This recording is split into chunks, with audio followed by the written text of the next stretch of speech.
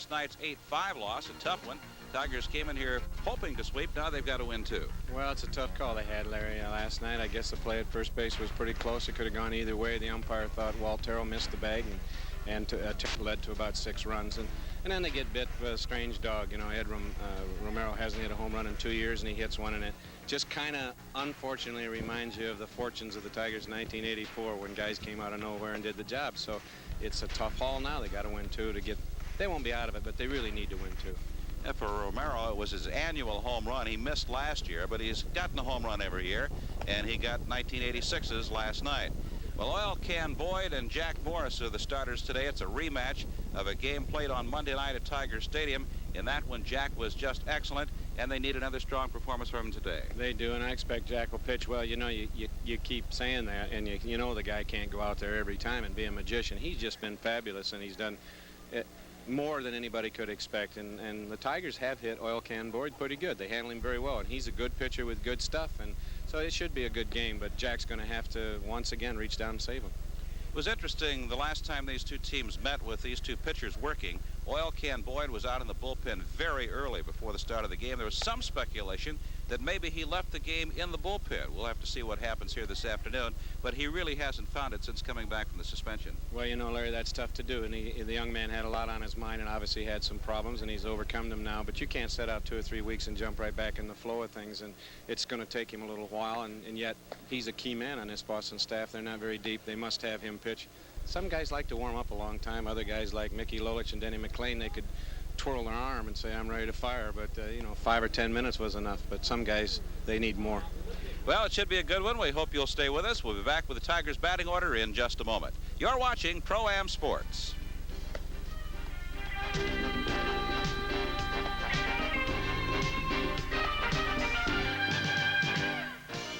Tiger Baseball is brought to you by Highland Superstores. Highland, everything you never expected from an appliance store with everything you need to make your sports viewing more enjoyable. By Stroh's and Stroh Light. Now you're talking good times, and Stroh's is spoken here. By Ford and your local Ford dealers. Have you driven a Ford lately? And by True Value Hardware. More than just a name, it's their way of doing business. And Jim Northrup at Fenway Park on a hazy, cloudy, humid afternoon as the Tigers and the Red Sox get set for Game 2 of this 3-game series. And here's Jim with the batting order for the visitors from Detroit. Leading off, and playing second base, Lou Whitaker. The shortstop batting second, Alan Trammell. Batting third, playing right field, Kirk Gibson. The designated hitter for the Tigers today, batting fourth, Johnny Grubb. Fifth hitter, playing first base, Darrell Evans. Batting sixth, playing third base, is Darnell Coles. The seventh hitter, playing left field, Dave Collins. Out in center field and batting eighth, it is Chet Lemon. The catcher batting ninth, Dwight Lowry. That's the batting order for the Tigers. They'll be facing Dennis Oil Can Boyd this afternoon. It's a rematch of the Monday night meeting in Detroit. The Tigers prevailed that one 5-0. And here's Oil Can statistics. Oil Can Boyd is 11-8 with a 3.80 earned run average. This will be his 21st game. He's pitched 144 in the third innings, 145 hits, 66 runs, 61 of them earned. He's given up 24 home runs, 33 walks, and 80 strikeouts. Throws a fastball, curveball, and he's been working on a screwball that's more like a changeup. But he does throw fastball, curveball, and slider, and there's a lot of speculation from some of the people. They aren't too thrilled with the screwball that he's fooling around with because when it doesn't go down, it goes out. And the hitters love that spinner up there if it doesn't move down. Well, he has given up 24 home runs this year. His earned run average at 3.80. The Tigers in fourth place in the American League East starting today's play have dropped 2 in a row now. They're 7 games behind the Red Sox. Boston coming in with a 68-47 win-loss record. And Boston, after that lull, is back on a bit of a roll now. They've won 3 in a row in 7 of their last 10 ball games. They are 4 games in front of the Yankees starting today's play. Behind the plate this afternoon will be Rich Gedman for Boston. Bill Buckner plays at first, Marty Barrett at second. Ed Romero is the shortstop, and Wade Boggs over at third. In the outfield, Jim Rice plays in left. Tony Armas in center, and Dwight Evans is the right fielder. Umpires this afternoon: Tom Leppard behind the plate, Drew Coble at first, Mark Johnson at second, and Don Denkinger is at third base. We're about ready to go with the second game. It'll be Lou Whitaker, Alan Trammell, and Kirk Gibson to face the oil can. Boyd again this afternoon made an early trip to the bullpen to warm up, as he did on Monday night in Detroit. We'll see whether it's a factor here this afternoon. It is a definite possibility we'll get some showers this afternoon. A pretty heavy overcast, a very high humidity, and a lot of haze in the area. Breeze is blowing out towards center field this afternoon. And here's the first pitch of the ball game. It's in for strike one. Lowe was 2 for 5 last night with a double. Both Lou Whitaker and Alan Trammell have really been hitting the ball as of late, and it's made a lot of difference. The Tigers score runs when those two fellows get on base. Ground ball up the middle for a base hit for Whitaker. Tigers put their leadoff man aboard, and Alan Trammell will come up. Trammell was also 2 for 5 last night. He had an RBI and a double. And we'll see the reason why Lou Whitaker has been hitting very well. He's hitting the ball straight away. That ball's on the outside part of the plate. If he pulls it, he hits it to second base, but he hit it straight away, blasted it right through the oil can's legs, and he's on first base. And that's good for the Tigers. It gives Alan Trammell a chance to hit and run, to bunt, get the runs scored. Both Alan and Whitaker run very well, and Alan's brought his average way up to 273. He has hit exceedingly well recently in the last 19 games, batting almost 400, a 395 pace with 14 RBIs. He had one here last night in the 8-5 loss to the Red Sox. There goes Lou. He had a running start, ground ball to the right side, picked up by Barrett, and he gets Trammell. So there's one out, but Whitaker advances to second base, and Kirk Gibson will come up. Boyd looked like he just flat forgot that Whitaker was at first, and Lou had a big jump. It's too bad as a hitter that you can't see this coming and lay off the pitch when you see you have a big lead like that, but the hit and run was on. Allen did not get it as far to the right as he wanted to, and he hit it to second base. Got the job done getting Whitaker to second base, but didn't hit it through the hole at second where he wanted to. Tigers with a runner in scoring position, and Kirk Gibson, who's been battling a slump recently, is up there. He was 0 for 5 last night. The pitch from the can is swung on and missed. One strike to Gibson.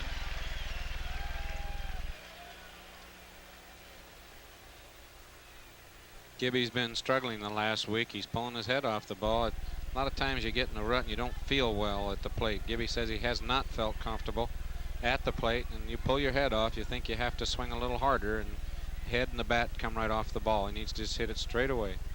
0-1 pitch is swung on and missed, and it's 0-2 to Gibson.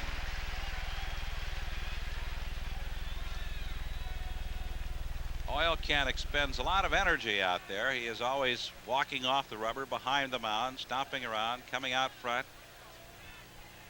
clearing the landing area. He's ahead of Gibson, 0-2. He turns. Whitaker dives back in, feet first. There is no throw. Baltimore playing at Cleveland today, and Yankees at Kansas City, and other games of more than passing interest to Tiger fans. Be Flanagan and Phil Niekro at Cleveland. Rasmussen and Jackson at Kansas City. There's a drive to right field for a base hit. Whitaker's being waved home. He'll score easily as Dwight Evans wheels it into second base. And the Tigers take a 1-0 lead on Kirk Gibson's solid single to right field. Now, the Tigers are off and running here in the opening inning.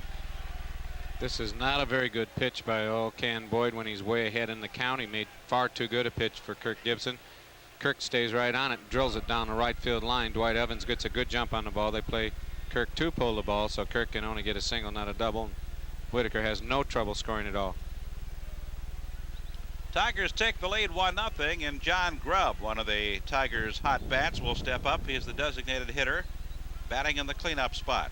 He was 2 for 5 here last night with a double.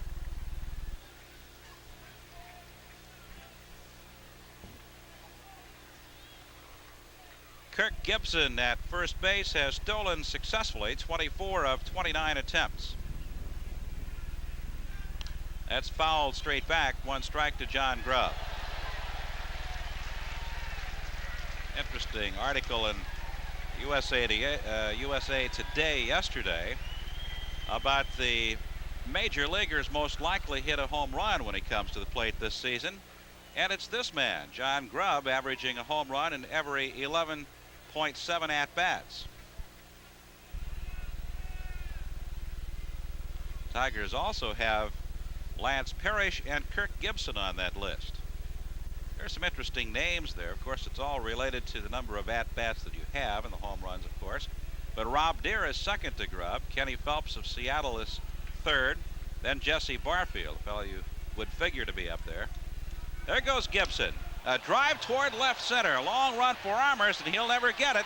Gibson will score easily. Grubb is headed for 2. Here comes the throw toward second, and John's in with a run-scoring double. Well, John Grubb just keeps on banging them around the ballpark and scores the second Tiger run of the afternoon with a 2-bagger.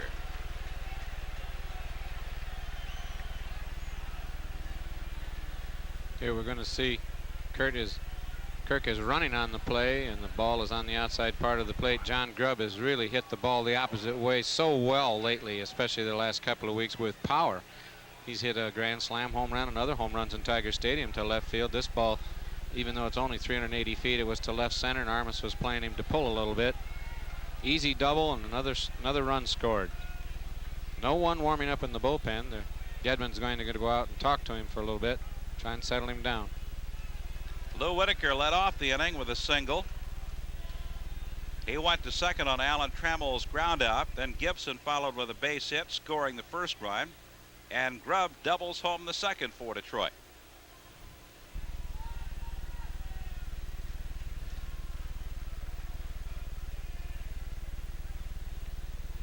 John McNamara, the manager for the Red Sox, looking on from the Boston dugout as Darrell Evans steps in. Evans, with a home run last night, was 2 for 3 with 2 RBIs.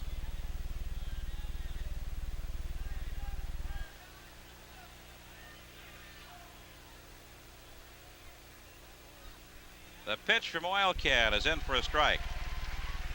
It's a standing room only crowd here again this afternoon at Fenway Park, as was the case last night and will be again tomorrow.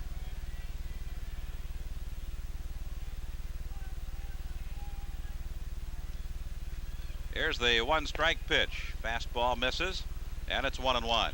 They have always drawn well here in Boston, but now that they're leading the league and Tigers being one of the contenders, the fans have really come out. Tickets are hard to come by.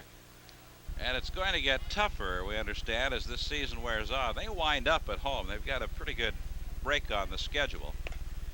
They complete their 1986 season with Toronto, Baltimore, and New York here at Fenway Park. And if the Red Sox are still in first place and there's any race at all, it's going to be nothing but jam-packed here at Fenway. 2 balls and a strike to count to Darrell Evans. John Grubb is out at second base. 2 runs are in. That's in for a strike, and it's 2-2. Red Sox have drawn about 1.5 million for the 56 home dates to date. They expect to break the 2 million mark. That'd be the highest since 1979, when they drew 2.3 million.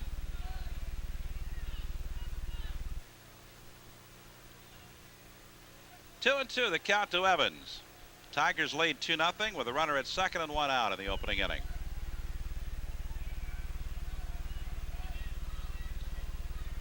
The pitch from Boyd skips up there, knocked down by Gedman, and Grubb stays at second. So it's a full count to Evans. Gedman again out to chat with him.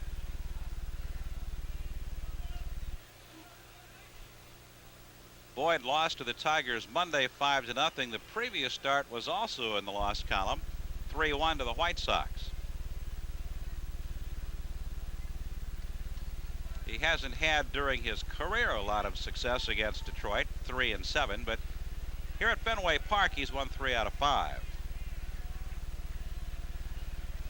Kind of a stoic expression on McNamara's face as he looks out from the Boston dugout. 3-2 to Evans. Grubb is at second base with 1 out and 2 runs in. And the pitch from Boyd is driven up the middle, grabbed by Romero. Grubb goes to third, and Evans is out at first. So there are 2 gone, and Darnell Coles will come up.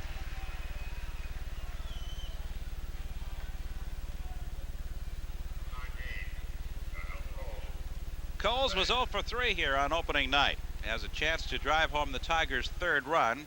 John Grubb is at third base with 2 out.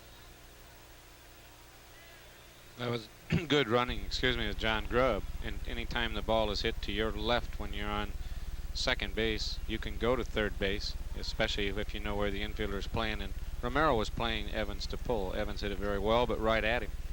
Johnny Grubb came on over to third base. Now can score on an error or a wild pitch, anything that happens. 1 ball, no strikes to Darnell Coles.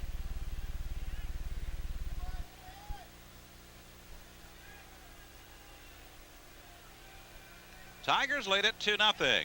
And the 1-0 pitch cut the outside corner for a strike. 1-1. It's a big crowd here at Fenway, slightly subdued in the early goings. The Tigers strike for 2 runs in the first inning.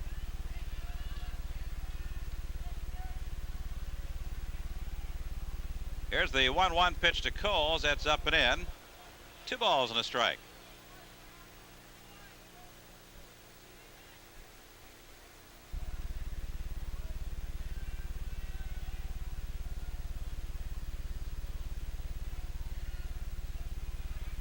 Now the 2-1 pitch from Boyd. That's fouled over by the Tiger dugout, which is located along the third baseline here at Fenway Park.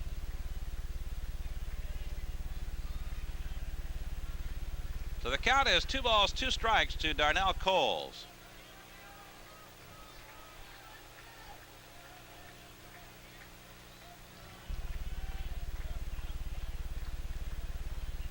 John Grubb at third with 2 out.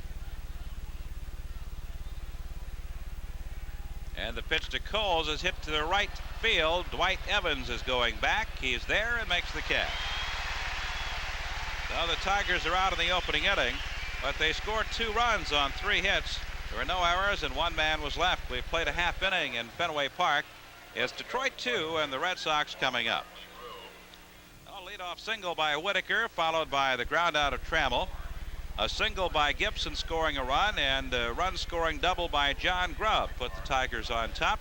We'll take a look at the Boston batting order and see what the Red Sox have in store this afternoon. Leading off, playing third base, Wade Boggs. At second base, batting second, Marty Barrett. The left fielder batting third, Jim Rice. Designated hitter today for Boston, batting fourth, Don Baylor. Out in right field, batting fifth, Dwight Evans. The sixth hitter playing first base, Bill Buckner. Batting seventh and playing center field, Tony Armas. The catcher and batting eighth, Rich Gedman. Playing shortstop and batting ninth, Ed Romero. That's the batting order for the Boston Red Sox, and they'll be facing Jack Morris, who searches for his 15th victory of the season. Jack's 14-7 with a fine 3.06 earned run average. It's his 26th game. He's pitched 188 innings. He's got 162 hits. He's given up 70 runs, 64 of them earned, 26 home runs, 56 walks, and 162 strikeouts. Jack, of course, throws the fastball, slider, split finger pitch. He'll change up, too. Jack has just been phenomenal since the All-Star break. He has pitched as well as anybody could pitch. I think he's only had 1 outing where he gave up very many runs. And he's just been very, very good and has been the stopper and lifesaver so far for the Tigers. And he's going to have to do it again today. Well, as Jack said, I'm only one man. I'll do the best that I can. I'll need some help. He's been getting some of that, but he has been doing a whale of a job. He's won 7 of his last 8 starts. The only shaky outing that he had was against the White Sox, but he bounced back nicely with 1 day short of his regular rest to blank the Red Sox the last time out. He's 2-1 against Boston this year. Oddly enough, he has had less success against the Red Sox than any other team in the American League. He has a 9-11 win-loss record against Boston. It's the only team in the American League that holds the edge over him. He is split against Baltimore and Chicago, and he holds winning records against every other team. So Morris is called upon this afternoon. His mates have given him an early 2-0 lead. But the way this Red Sox team has bounced back with their bats and playing in Fenway Park, 2-0 in the first inning cannot be considered a safe lead. This is a fun park to play in, and that's part of it, Larry. You never have enough runs in this ballpark. I've seen 10, 11 run leads evaporate here so quickly it make your head spin. Can't even get a guy out of the bullpen warmed up in time. And it's just a delightful ballpark to participate in, and as for the fans to set in there. You're close, like in Tiger Stadium. You're even closer than Tiger Stadium, and the fans are good fans here, and it's just a real charming little ballpark. I hope they never ever quit playing baseball here, because it's my favorite park and so much fun to watch a game.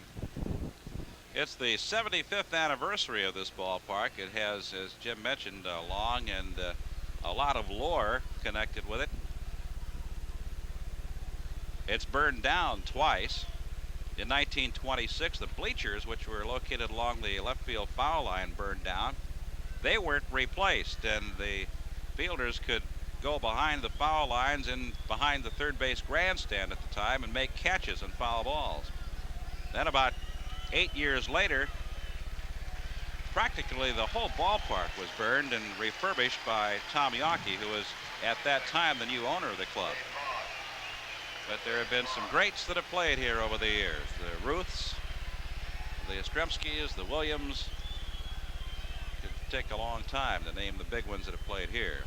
Tigers defensively, Dwight Lowry behind the plate, Darrell Evans at first, Lou Whitaker at second, Alan Trammell at short, Darnell Coles at third, outfield left to right, Dave Collins, Chet Lemon, and Kirk Gibson. First pitch to Wade Boggs is in for a strike. Boggs was 2 for 4 here last night. His average stands at a nifty 354. He's 2 for 4 every night, isn't he? Or Seems 3? like it, doesn't it? It really does. This poor guy, if he goes 2 for or 1 for 4, he's had a bad night. Or 1 for 3, even his average goes down. Right. He's got to get 2 hits to keep the average going up. But he's a hitting machine. 240 hits last year. He has a 351 lifetime. Here's the 1-1 pitch to Wade, driven to left field. Collins going back at the wall, grabs it. He hit it on a line, but Davey went back onto the warning track and picked it off, and there's 1 out in the Boston first. Tigers lead 2-0 with Marty Barrett coming up. This is why Wade Boggs is such a great hitter. He hits the ball where it's pitched. That ball's down and away, and he hits a line shot to left field that Davey Collins gets back on and makes a nice catch.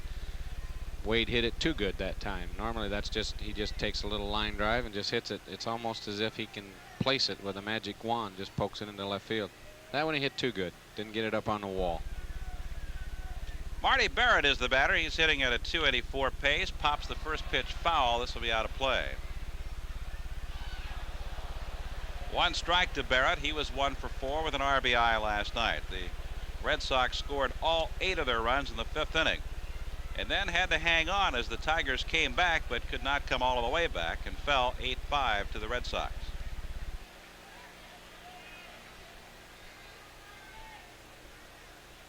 Marty Barrett's an excellent second place hitter. He can hit and run. He can bunt. He runs when he gets on well. He puts the ball in play. He's hitting 284.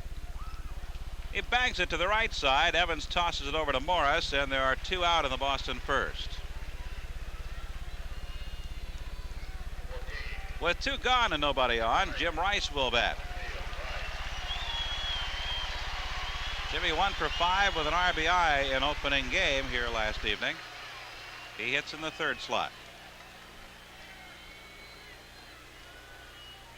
Not hitting as many home runs as usual. He hit 27 last year. He only has 11 this year, but his average has improved considerably, hitting 327. He's been going the other way to right field and the center field more than ever.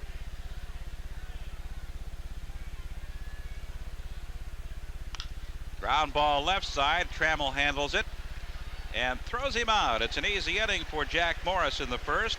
Nothing across, no runs, no hits, no errors, and nobody left. We've played one inning in Boston. It's Detroit 2 and the Red Sox nothing.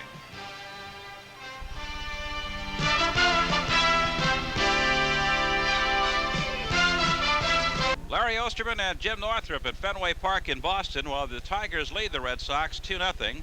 They'll send the lower third of the order to the plate in the top of the second. Dave Collins, Chet Lemon, and Dwight Lowry against Oil Can Boyd, who was tagged for a couple of runs on 3 hits in the opening inning.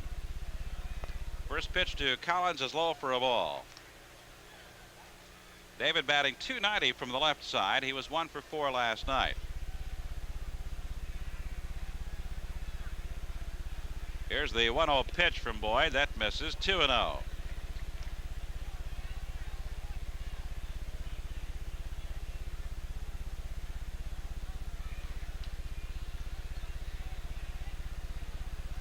There's a drive to right field for a base hit. Oh, Boyd again falling behind the hitter, and Collins rifles a 2-0 pitch to right field for the 4th hit off Dennis Boyd. Tigers with a base runner, and McNamara again wondering what's happening out there. And you have to throw a good hitter like Dave Collins a ball down the middle. That's what's going to happen to you. You can't pitch behind hitters forever and get away with it. Davey gets the fastball. He's an excellent fastball hitter, and he slaps it into right field. It'll bring up Chet Lemon, who has bounced back in the mid part of the month of August and has gotten his bat under control and has provided the Tigers with a little bit of extra punch in the lower part of the order.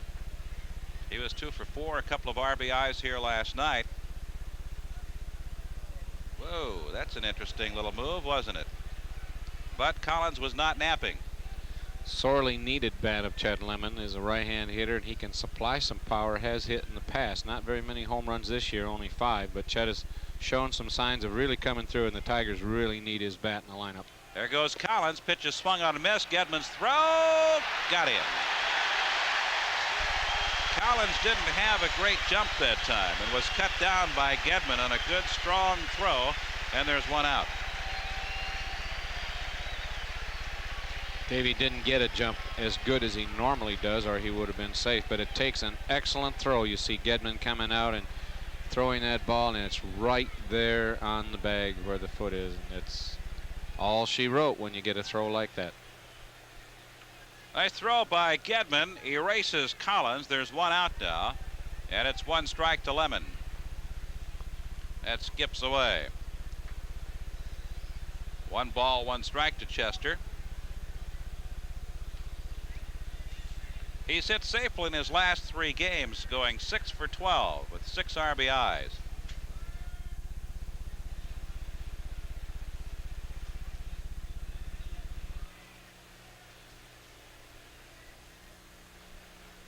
One ball, 1 strike to Lemon.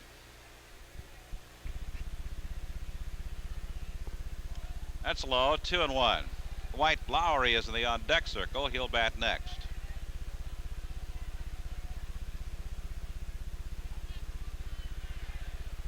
Here's the 2-1 pitch. Strike on the outside part of the plate. 2-2 to Chester.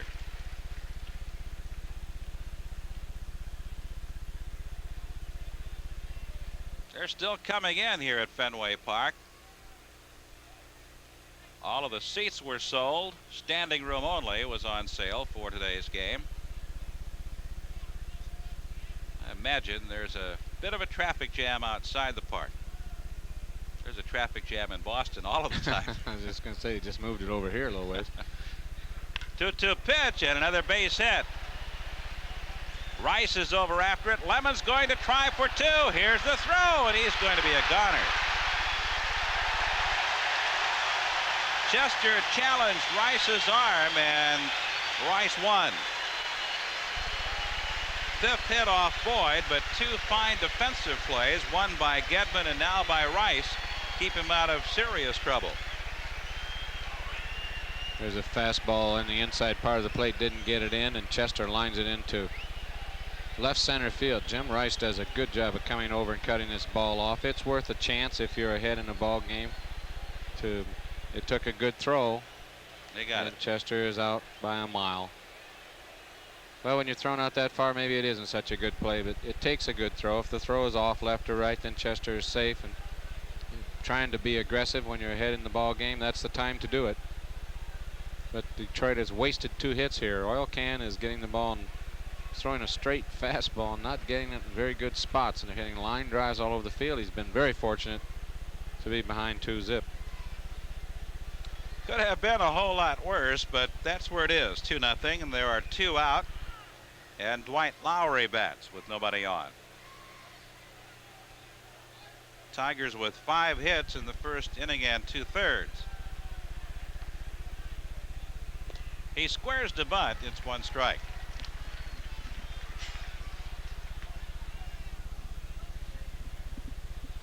Collins started the inning with a base hit to right, was cut down in attempting to steal. Chet Lemon singled to left center and was cut down attempting to stretch it to 2. Here's the 0-1 pitch. Misses. 1 ball, 1 strike to Dwight.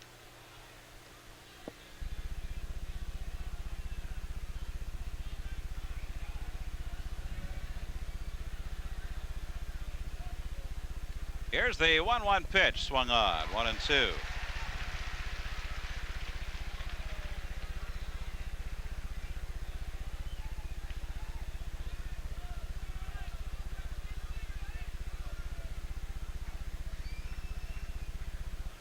The 1-2 delivery. Strike 3 call.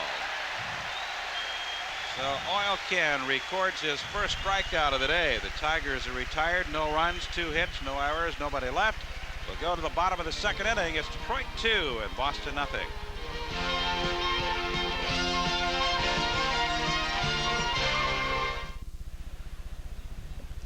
2-0. Tigers lead as we start the bottom of the 2nd with the middle of the order for Boston. Don Baylor, Dwight Evans, and Bill Buckner. Jack Morris, Scott Boggs, Barrett, and Rice in order in the opening inning. Baylor's the DH, Evans the right fielder, and Buckner the first baseman to face him here in the 2nd. Tigers scoring 2 runs in the opening inning, added a couple of more hits in the 2nd, but caught stealing and an ill attempt to stretch a single to a double cost the Tigers any scoring opportunities.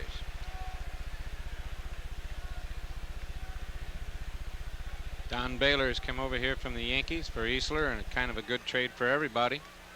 Donnie's provided some leadership and stability over here for Boston. He's happy playing here. He's not platooning like they had him doing in New York, and has 21 home runs and really is a catalyst on this ball club. It's 1 strike to Baylor, who didn't like it and converses with Tom Leppard. It was a bad pitch in the dirt. Don tried to hold up, and he did not. He thinks he did, and has a little argument with the umpire, and he's still shaking his head. He's not going to change his mind, Don. I'll bet you on that. No. Called the groove. We call him in the groove over in Baltimore. When this man gets in the groove, there's nobody can get him out. And when he's not hitting, you and I, Larry, might have a shot at it. Well, speak for yourself. I don't think I'd have a crack at it.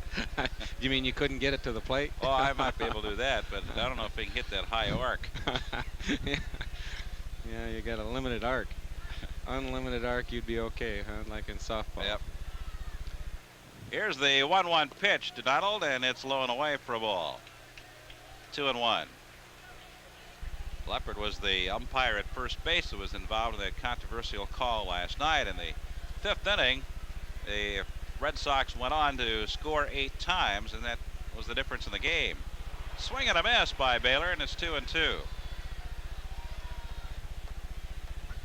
Baylor has, as you probably know by now, established an American League record for being hit by pitches in one season. He's been conked 25 times already this year.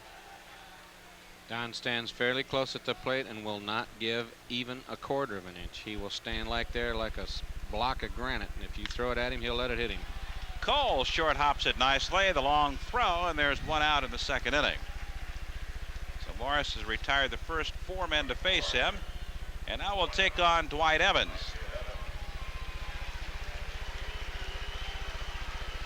You see the pitch. Morris gets it inside on Don. Don is a little better low ball hitter than he is a high ball hitter. If the ball's out over the plate, he can handle that high pitch, but he's inside. You can get in there, but you better have something on it. Jack did. He beat it in the dirt to Darnell Coles, who made an easy play. Little delay here. Darnell watching as Dave Collins went over to the corner in left field to pick up looks like one ball of those some Spanish sort. footballs.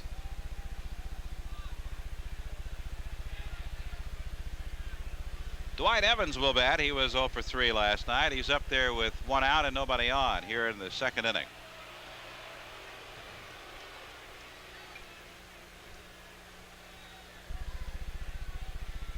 The last 8 ball games, Evans has batted at .308. The Red Sox bats are starting to come back after a bit of a drowsy spell on that West Coast swing. They have some guys now that over the last 10-12 games have been ringing the bell around the ballpark. There's a long drive. If it stays fair, it is a home run.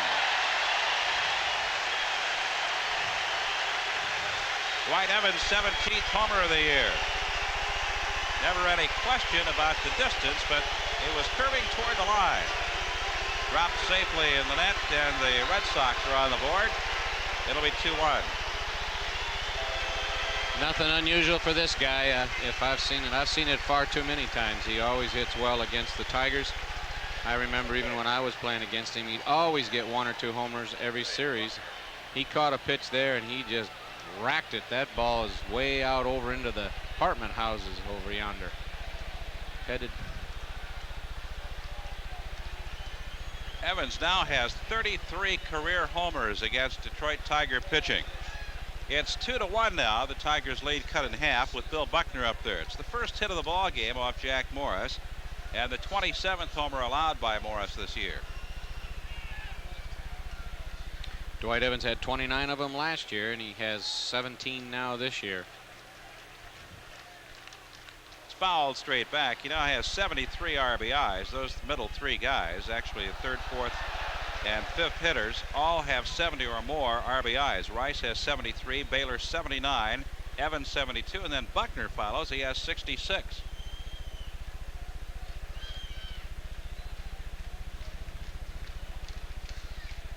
Two to 1, Tigers lead. 1 out, nobody on, and Buckner is up there with a 2-strike count on him.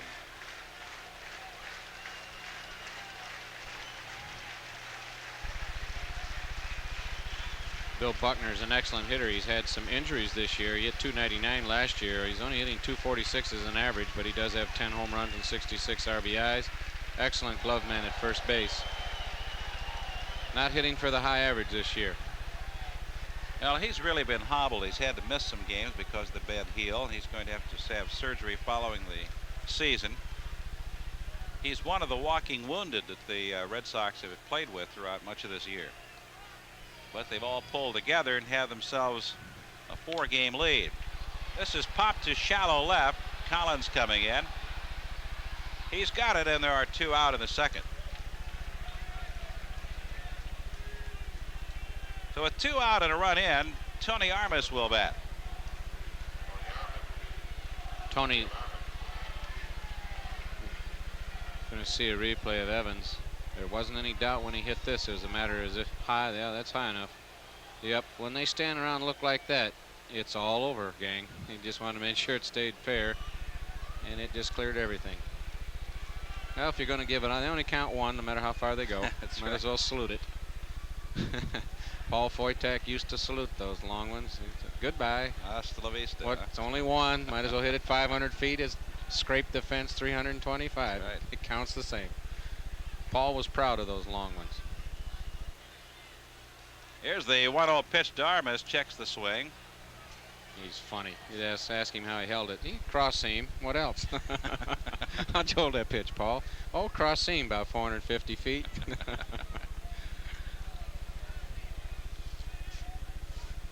Tony a bit frustrated with his inability to contribute as he has over the years with this ball club. Average is down. His power totals are down. This is line fair ball. Armas is trying for 2 as Collins has to come back to make the pickup, and Armas is on with a double. The second hit off Morris, and the tying run is at second base with 2 out. Armas has had injuries, and he catches this pitch with Jack gets it right in the middle of the plate. Tony stays right on that ball with his head, and he pulled it down the left field line, and it gets down in that corner and catches. You never know how it's going to come off, but it hit the wall square and came back out.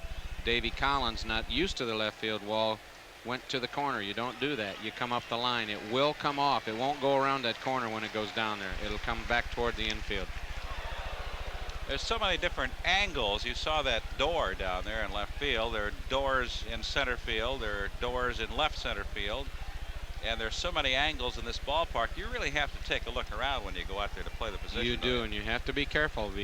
As I said on that one there, normally the ball will come back down the line, so you can take a chance that way. You don't go in the corner, because you get in the corner and it snaps back off the wall. You're left standing there, as Davy was there. 2 strikes to Rich Gedman. It's a tricky field to play, but it's fun. You never know what's going to happen here. That's a fact. Morris trying to get the final out of the second, and it's popped up. Should conclude the inning as Whitaker goes back to the outfield grass, and that's it for Boston.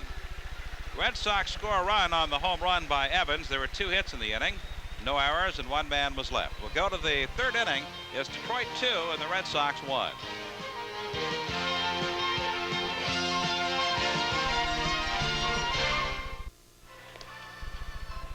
This copyrighted telecast is presented by the authority of the Detroit Baseball Club and is intended solely for the private non-commercial use of our past subscribers. Any use or reproduction of this game without the express written consent of the Detroit Baseball Club is strictly prohibited. It's 2-1, the Tigers lead as we go to the 3rd inning. Lou Whitaker will lead it off. Alan Trammell and Kirk Gibson will follow against Doyle Can Boyd, who thus far has been touched for a couple of runs on 5 hits. We were talking about the peculiarities of this field, Larry. I'll tell you something. An overcast day like this is a pleasure for the outfield. The stadium isn't very high here, and when you get a high sky, and I don't know how to explain a high sky except that it's all blue and there's a sun out there, and the sky is always high, but it's unbelievable. Hit to left field, Jim Rice over in left center, and there's 1 out in the 3rd inning. Early in the game, in the first 3 or 4 innings, here we see Jim Campbell and Al Kaline, and they're keeping George Kell off the picture. yeah, poor George. George Cut him off. Jim looks like he's real happy, having a good time. Kaline's trying to go to sleep. Busman's holiday for those guys. Anyway, the sun is straight up here, and I'm telling you, in the first 3 or 4 innings, it's awful. You cannot hardly see anything as a center fielder. Then later on, the right fielder has it right in his eyes, and you can't see a line drive at all. It's a tough field to play, but as I said before, I love it. It's fun. I've seen 8, 9-run leads evaporate quicker than water off a hot griddle. I knew we were going to get to one of those pretty soon. You ever see the little drop a little water on a hot griddle and watch it bounce fast. and jump all around? It isn't there very long, is it? Nope. You know, I saw an 8-run lead disappear that fast. They couldn't get a reliever. Buff Wyatt couldn't get warmed up in time. Then he threw a grand slam when they got him in here. There's a fly ball, is going foul down the left field line. Allen had it measured off all right, but he pulled it too far to the left, and it went foul, and the count is a ball and 2 strikes.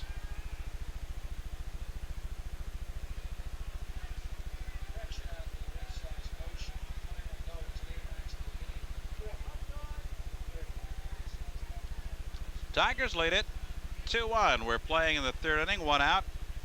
And the count is a ball and 2 strikes to Trammell, and he drives it. Nice play by Boggs. Here's the throw. Safe. Buckner almost did a pirouette. Boggs made a sensational play, but couldn't get Trammell. Alan Trammell has excellent speed and beats this out. This ball's hit hard. You can see it's a good curveball, too, down around the knees, and Alan hits it on the end of the bat in the hole. Wade Boggs makes a great diving play, gets up fast, makes a good throw. He should be out. But I don't know. It's hard for us to tell with that angle. The umpire said he's safe. It looks like it's about a tie, and when it is, it's supposed to go to the runner, and this time it did. We see Boggs get up. He does make a good throw. Nothing wrong with the play at all, and you can see it's pretty darn close. It could have gone either way, and the umpire said safe. So it's an infield single for Trammell. It's the 6th hit of the day for Detroit. Kirk Gibson is the batter. He singled home a run in his first at-bat.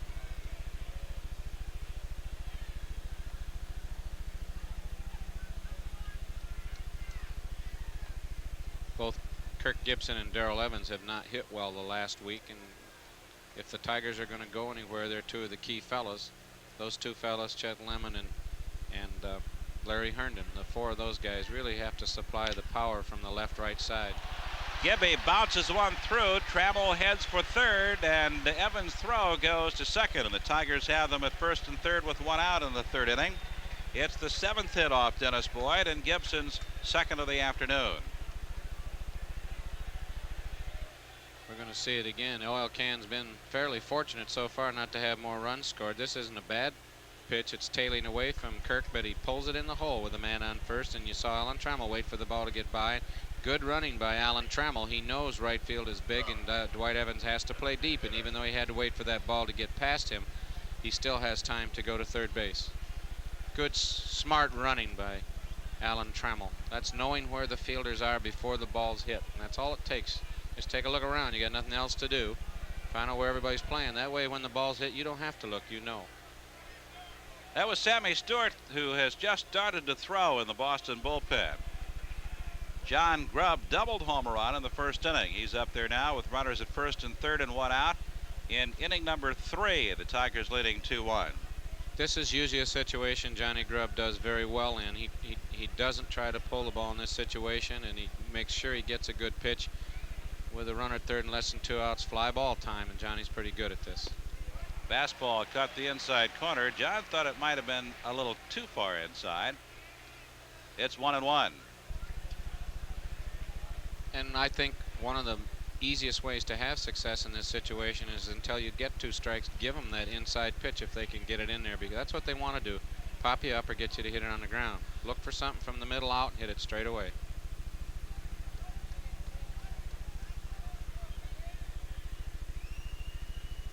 There's another little trick that works. It always worked for me too, and I tried. If you try to hit the pitcher with a line drive, hit it right at him with a line drive, you'll hit fly balls all day long to center field. Here's the 1-1 pitch, and he drives it through again for a base hit. And the Tigers' lead now goes to 3-1 as John Grubb is 2 for 2 with a couple of RBIs. 3 consecutive hits here in the third inning, and the Tigers add another to their total. It's the 8th hit off Boyd, and Bill Fisher, the pitching coach, is coming out for Boston as Stewart continues to throw in the bullpen.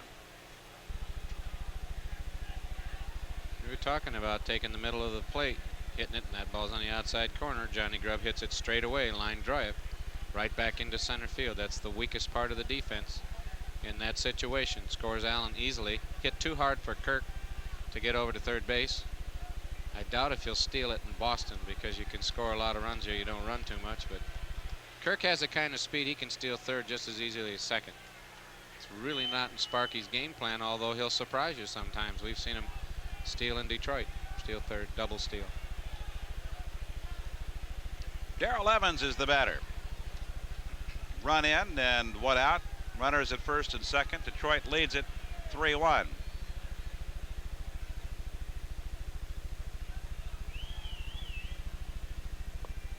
That's low for a ball to Evans.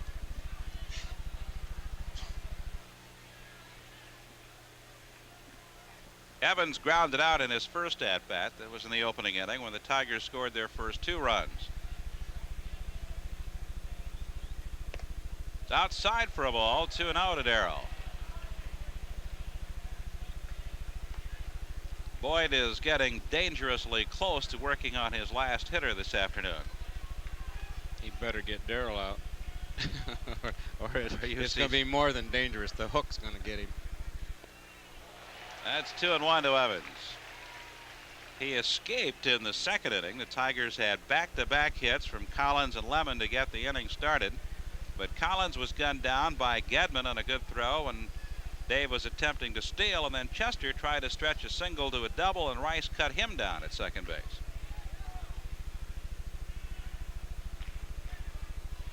Gibby doing a little dancing around out there at second base, trying to distract Boyd.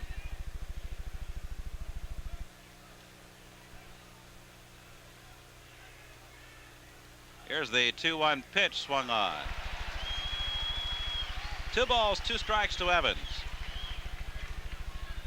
That's that screwball that acts a little bit like a changeup. It's fooled Darrell Evans. He's been out in front of it twice.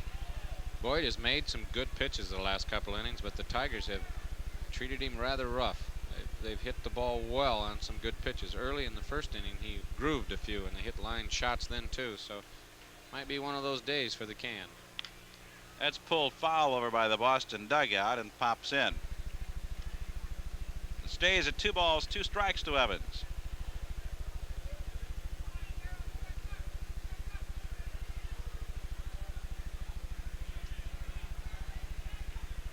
Gibson at second, and John Grubb is at first with 1 out.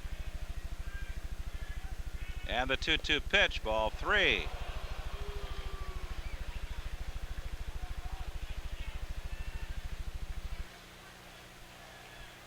Darnell Coles in the on-deck circle. He'll bat next.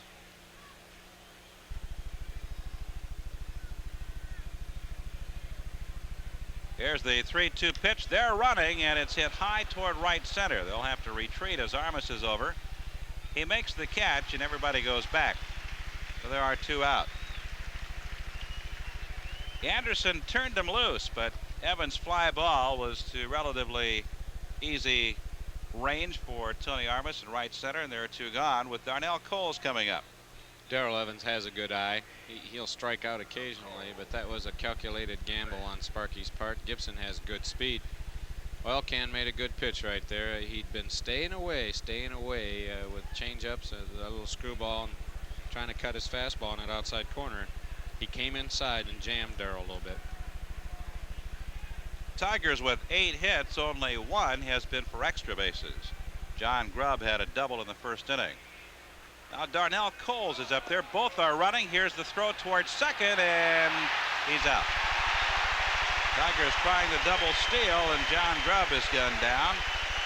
And that closes out the Tigers' bid for more in the third. They score a run on 3 hits. There were no errors, and 1 man was left.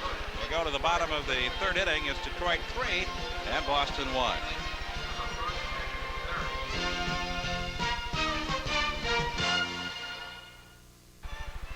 Here's another look at the inning-ending play. And it's a very alert play by Gedman. Rather than try to cut down the very fast Kirk Gibson at third base, Gedman goes to second base. He didn't even hesitate. Makes a perfect throw. Johnny Grubb, of course, not nearly as fast as Kirk Gibson, and he's out easily.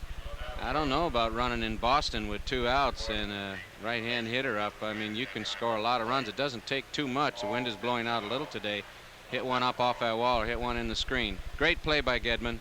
Unfortunately, takes Detroit out of the inning. You don't normally have teams running in Beantown here at Fenway Park. It's just that 30-foot wall scares a lot of pitchers, and you don't have to hit it too hard to get it up there. Well, the Tigers limited to just 1 run in the third. They have a 3-1 lead going to the bottom of the inning.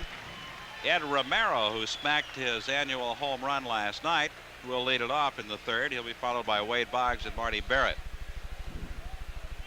Romero had 3 RBIs last night. The pitch from Jack Morris outside. He's given up 2 hits, a 1-out homer to Evans in the second inning, and then Armas followed with a 2-out double but was stranded at second base. Here's the 1-0 pitch from Jackson, and it's popped foul. This will be out of play along the first base line. Evans over for a look, but it's quite a ways back. These teams conclude this series tomorrow afternoon. Eric King, after missing his last start, will oppose Bruce Hurst. Eric is 8-2. Hurst is 7-6. Tigers will then head home and will open a series with the California Angels on Tuesday night. This is hit foul, out of play. That'll be a twilight night doubleheader on Tuesday evening against the Angels, opening a 4-game series. And we'll have the conclusion of Game 1 and the second game in its entirety here on Pro-Am Sports beginning at 7:30 on Tuesday night. You think she's worried about striking out or popping up? I don't think so. Looking for her next hot dog, but she's looking to get that pacifier out there and get me a hot dog, Mom. High for a ball, 2-2 to Ed Romero. you're only going to hit one home run, you might as well make it count. And Ed Romero did last night. A big blow in the game. Unfortunate for the Tigers, but I'm sure the Red Sox were happy. Didn't hit a home run all last year. He drives this toward right center. Gibson cuts it off. Romero makes the turn and will hold. Ed Romero with a leadoff single in the third inning.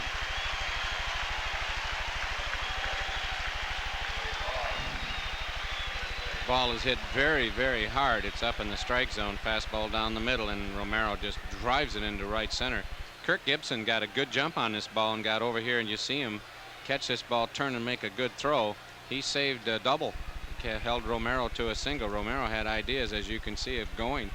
Kurt made a good job of getting over there and getting in front of that ball and cutting it off. That's a big play for a pitcher. I'll tell you, you can't beat defensive plays like that. And they have a man in double play situation rather than a guy at second. Wade Boggs pulled the ball. He goes to third. Fly ball, scores the run that easily. And now they've got to hit him around there.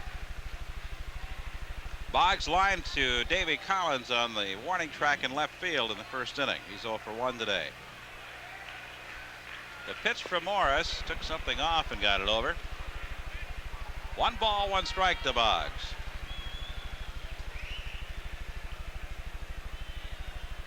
In the last 16 games, Boggs has hit .407. In the last 10 games, he's batted .474. Ooh. Evans thought he had him. He took his foot off the bag, says Darrell. Drew Coble says no. Drew made the call just a little bit quick. I think Darrell Evans might be correct. And Drew made the call so quick because he expected him to get back. He should really dive, and he doesn't get back very quick. He's out. His foot was still above the bag. Yeah, I think Darrell Evans is correct. I think Drew Coble just presupposed that he was going to make it back. Good save by Lowry. They appeal to third base umpire. Denkinger goes up with the right hand, and that upsets the Bostonians. So you're not everybody's unhappy. You're not going to keep these fans happy, that's for sure, when you make a call against the Bostons. Count is 1-2 to Boggs. Boggs didn't complain too much, so doesn't make any difference to him if it's 0-1 or 0-2 or 2-2 or 3-2. He's still going to go up there and hit. This guy could hit in a snowstorm midnight with no lights on in the ballpark.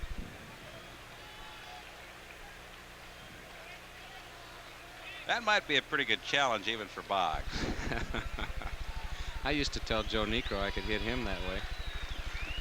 He challenged me to do it, but he was never around in the wintertime when it was snowing. I was back in Florida, way in Auburndale. Ball and 2 strikes to Boggs. Runner at first base, nobody out. We're playing in the bottom of the third. Tigers lead 3-1. Right back. Oh, a double play ball. Morris just stuck the glove down, and there it was, a line smash. Romero had headed for second and was an easy double play man. This is the second rocket that Wade Boggs has hit, and I don't know how Jack caught it out of self-defense. His glove is there, and it happened to go in it.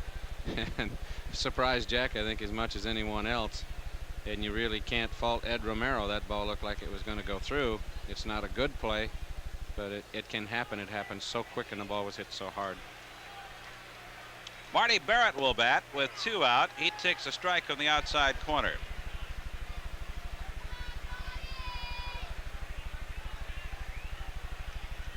Barrett grounded out in his first trip. He's 0 for 1 this afternoon. Barrett's has strung a few games together now. He has hit .333 in the last 10 games. He's part of the group that has come together with the bats to help the Red Sox cause after that slump they had. He's been very impressive. He's a good little fielder and a good hard-nosed player. I really like him. He's underrated. As when you bandy about names for second baseman, you don't hear Marty Barrett's name, and I don't know why. The kid looks very good to me. It isn't all that close. Marty makes a big show out of this. Oh yeah, I know, it's real close, Marty. Get back in there. You want one close, one that takes the wax out of your ear. That's the one that's close when the hat comes off and you go down. But it was a good show. I think he was worried it was closer than it was. 1-2. Fastball foul back on the press box facing down into the seats. And it stays the ball at 2 strikes.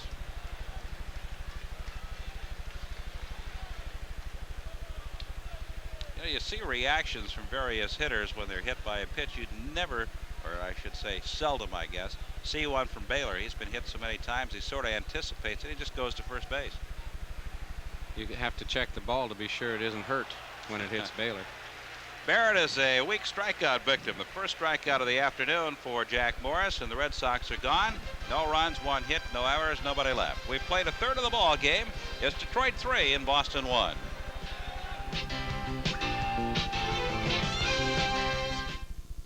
Tuesday, the veteran California Angels journey to Tiger Stadium to begin a 3-game series with Sparky's gang, all of which will be on pass. Reggie Jackson, enjoying a sensational season, is one of the main reasons California is contending this year. But he has a strong supporting cast led by rookie all-star Wally Joyner. The last time the Angels visited Tiger Stadium, long ball was in order, and California won 2 of 3 high-scoring games. Can the Tigers clip the Angels' wings this time around? The answer is only on pass.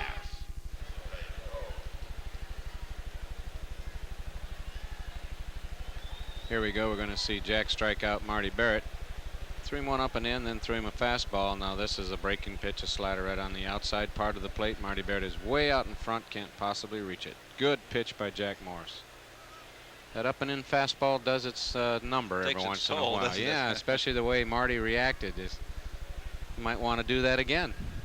Darnell Coles leads it off, takes the first pitch low, and a reminder again, the Tigers will be home on Tuesday night. We'll be televising beginning at 7:30 on Pro-Am Sports. We'll carry the conclusion of the first game and game 2 in its entirety as the Angels come to town. Gene Mauch and his club currently leading the American League West by 2.5 games over the Texas Rangers. Can't say enough about Darnell Coles. He's been very solid at third base, and his batting average has stayed right at the 270, 280 mark, and he has 13 home runs and 55 RBIs, and he's done everything and more than the Tigers had hoped for.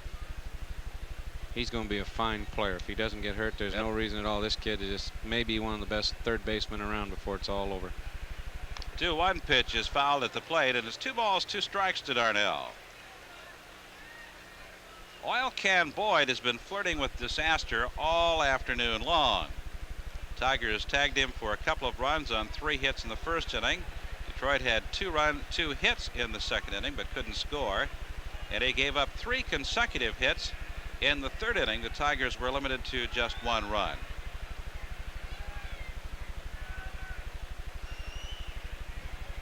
Here's the 2-2 pitch to Coles. He fouls it at the plate. Coles, Collins, and Lemon to face the Can here in the 4th.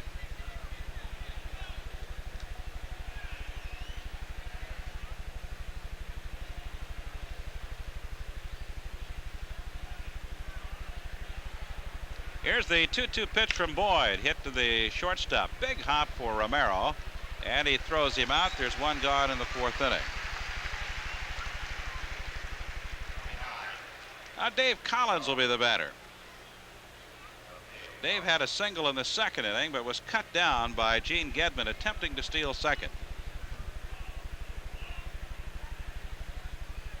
Gedman is 2 for 2 in the throws, nailing attempted theft artists. He got John Grubb in the trailing half of a proposed double steal in the third inning.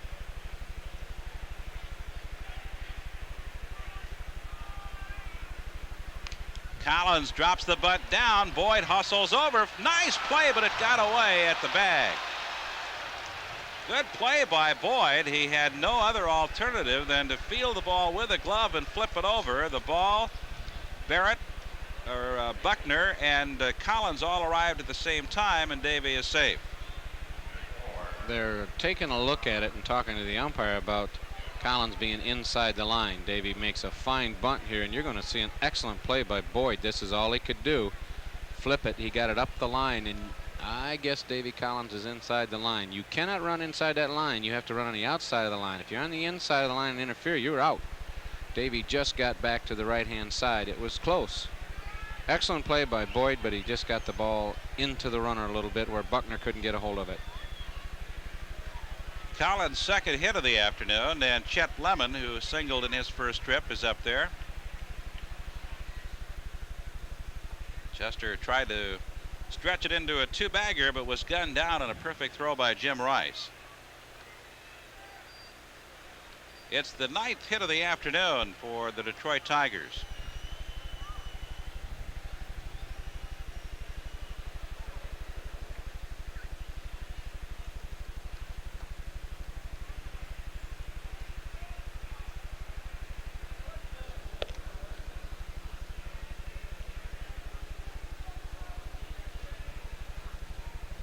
Dwight Lowry in the on-deck circle. He'll follow Lemon to the plate here in the 4th inning.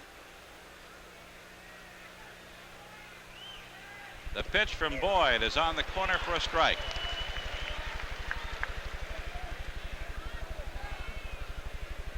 Chester checking in with Alex Grammas, who runs through the sides down to third base and then steps back in.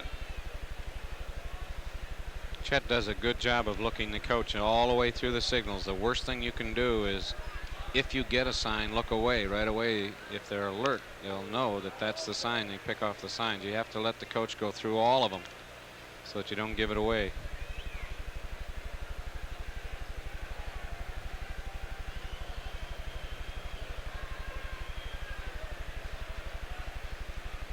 There goes Collins. Pitch out. Gedman throws again. Got it. Gedman is 3 for 3. Looks like a track meet out there.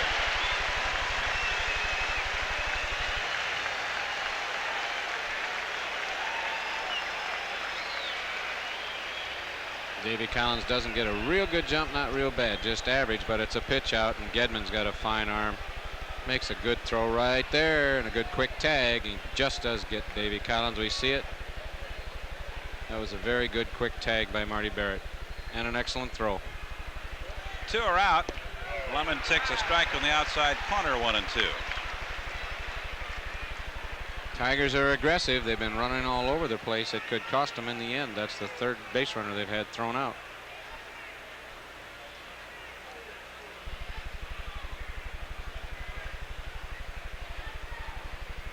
One ball, 2 strikes to Lemon.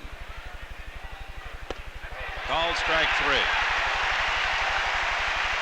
Second strikeout for Oil Can, and the Tigers are gone in the 4th. No runs, 1 hit, no errors, and nobody left. We'll go to the bottom of the 4th. Still Detroit 3 and Boston 1. The majors stay ablaze with action Friday night when the young Seattle Mariners head toward Tiger Turf to face Detroit. All the action begins at 7:30 on your summer source for sports, Pats. 3-1 Tigers lead as we go to the bottom of the 4th. It'll be Rice, Baylor, and Evans to face Jack Morris, who has allowed 3 hits. 2 of those came in the 2nd inning. Dwight Evans had a 1-out home run, and then Armas followed with a 2-out double. A leadoff single by Ed Romero, the only other safety off Morris so far today. Red Sox, following the conclusion of this series, hit the road. They'll play 3 games at Minnesota, 4 in Cleveland, and then 3 more in Texas before coming back here to take on the Cleveland Indians. So they've got some work in store for them after this brief homestand with the Tigers. Full schedule of Major League Baseball on this date. The games that the Tigers are primarily, Tiger fans are primarily interested in, are this afternoon. Baltimore playing in Cleveland, New York at Kansas City. Texas is playing at Toronto.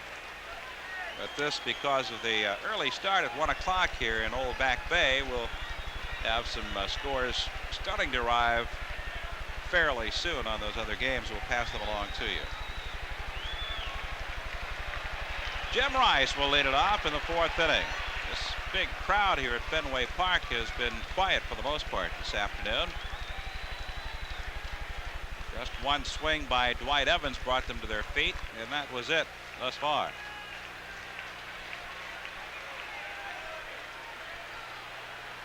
Here's the 1-0 pitch from Morris, changed up, and he drives it deep to left. It's going to be off the wall, fielded by Lemon. Here's the throw to second, and it's a long single. Well, that's when the wall turns into your favor. In the other ballpark, that's an extra base hit. That's an easy double in the other park because it's a line shot right in the alley, and it would have been an easy double. But here in Boston, comes off the wall, and Chet plays it properly. You don't go too close to the wall. Let it come off the wall right back to you. That was a high changeup. Jack got it up too high, and you'll see the ball comes right back to Chet. And it's just a long single. Don Baylor is the batter. He takes it low and away for ball one. It's the second time this afternoon the Red Sox have put their leadoff man on. Ed Romero had a leadoff single in the third, but Wade Boggs followed with a rocket right back to Jack. He picked it off and doubled up Romero. 2-0 the count to Baylor.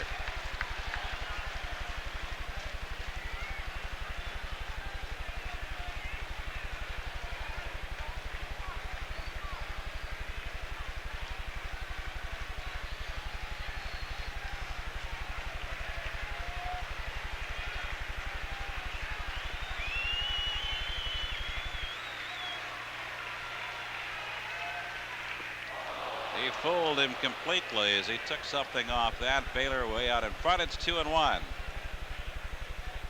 Excellent pitch by Jack Morris with good motion. You seen him throw all that motion, and he just took a lot off it. Baylor's way out in front of it. 2-1 to Baylor with Rice at first and nobody out in the fourth inning.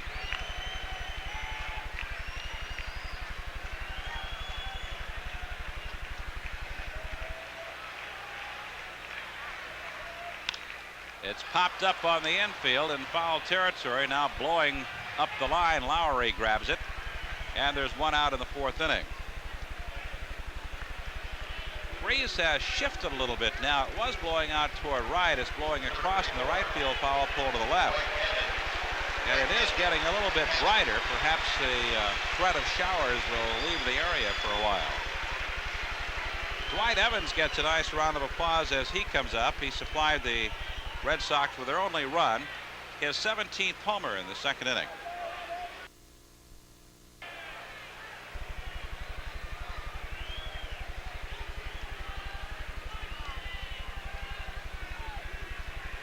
Only 5 of his 17 home runs have come here at Fenway Park. Jack falls as he delivers. 1 ball, no strikes.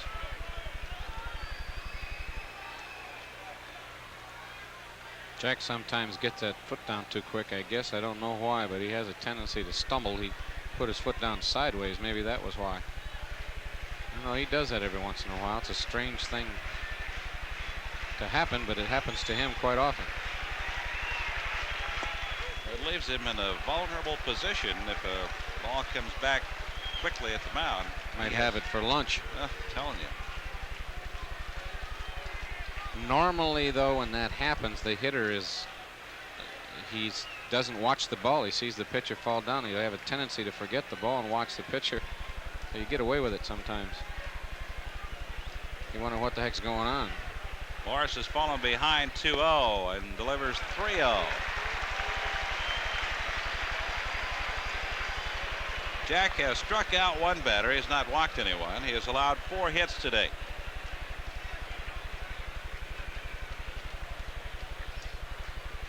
Rene Latchman, the third base coach, gave a very complicated sign. Just put one finger out and said, "Take one." That's the best way to do it. Ball 4 will put the tying runs on with 1 out. First walk-off Morris, and Bill Buckner comes up. Rice goes to second. Evans walks down to first base. With 1 out, Buckner will be up there. He is 0 for 1 today. There's Sparky sitting there trying to figure out what he's going to do next, I guess. Walks are always bad in a ball game. You never want to walk people. The free ride, there's no defense for a walk, but in Fenway Park, they're devastating. They really jump up and bite you. Sparky was hiding behind the pole there. This is pulled foul, out of play. 1 strike to Buckner. It was way out in front of that pitch. Pretty good catch made up there after it had been bobbled. The people down below are happy. The people up above are getting a boo. A lot of Tiger fans here today. As they'd say in Boston, yeah, bomb. Talk a little different, don't they? Yeah, they come to the park and park the car. I love it. I've been called yeah bomb, not up, yeah bomb. That probably doesn't sting as badly. So you're a bum. Well, they say it so nicely. Yeah. What the heck? You take a little bow and say, yeah, you're right, I guess. One strike to count to Buckner. 2 are on with 1 out. That's high for a ball.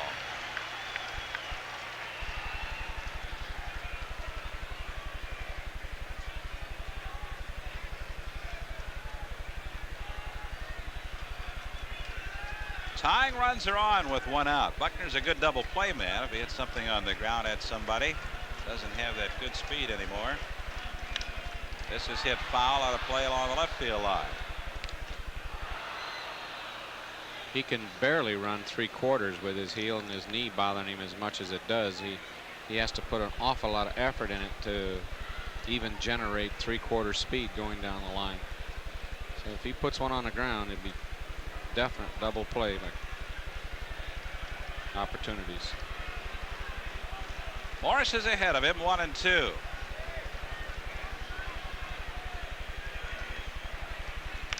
And he pops it up. Alan Trammell has called for it. Infield fly rule in effect. There are 2 out, and Tony Armas will bat.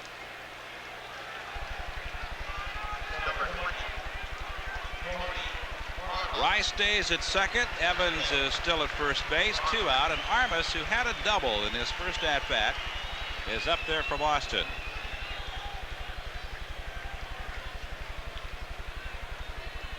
Armas says he's having trouble picking up the ball when it leaves the pitcher's hand. He said, I can't see the spin or the way it's going to break. And he said, if I get a good pitch to hit, 9 times out of 10, I foul it off.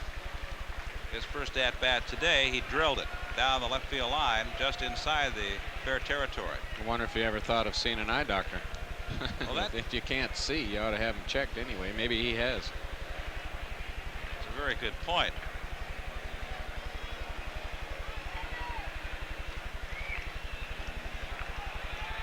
Here's the 1-0 pitch. Misses. They peel it first. Drew Coble says no. And it's 2-0. Tony's a dangerous hitter. He has a lot of power. He can hit the ball out of the ballpark for you in a minute, and he swings at just about anything and everything sometimes.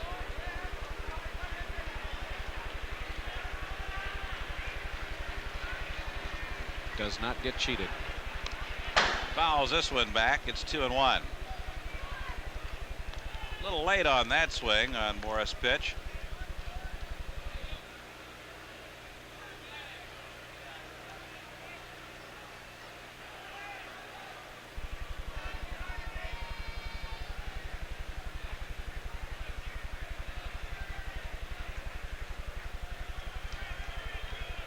Rich Gedman in the on-deck circle. He'll bat next if Armas can get on. Swing and a miss. It's 2-2. Jack turned it loose. 2 balls, 2 strikes, 2 out, and 2 are on in the bottom of the 4th inning with Detroit leading by 2. It's 3-1.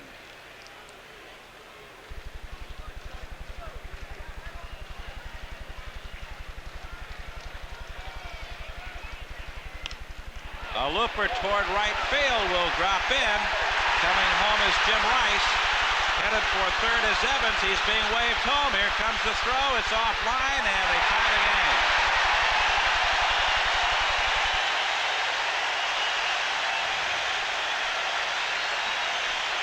Tony Armas loops one down the right field line, scoring Rice and Evans. And the Red Sox have come back to tie the game at 3-3.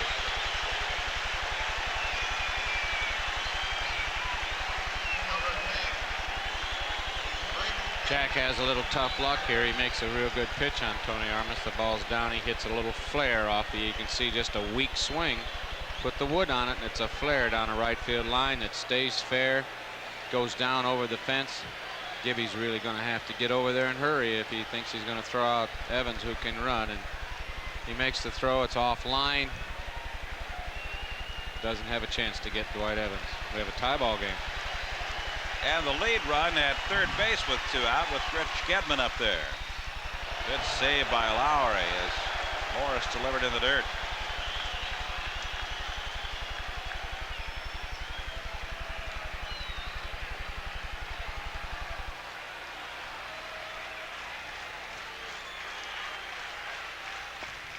That's low and away.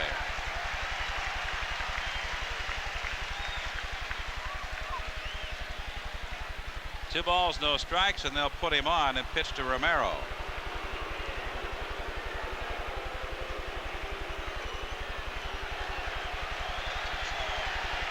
So Ed Romero, who did some major damage last night with a 3-run homer and has a single here this afternoon, will be the batter with runners at first and third.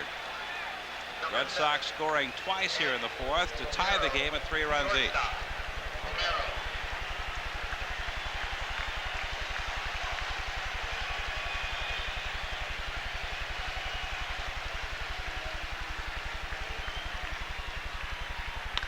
And he drives it to center. Chet Lemon is there, and that's it for the Red Sox.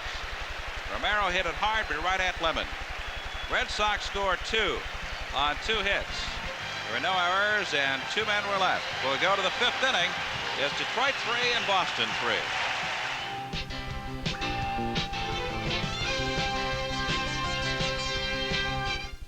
Well, Oil Can Boyd thus far has escaped the bullet and finds himself in a 3-3 ball game after it looked as though the Tigers were going to drive him out in a couple of innings.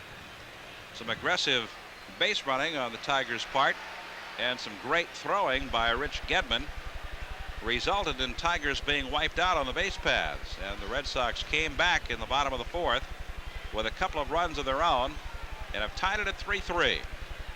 We'll start the 5th with Dwight Lowry, Lou Whitaker, and Alan Trammell. Tigers have 9 hits in this ball game. They've scored 3. The Red Sox have 3 runs on 5 hits. Lowry took a called third strike as the third man up there in the 2nd inning. He bounces this one through for a base hit. Diving effort by Bill Buckner to no avail, and Detroit now has 10 hits off Boyd.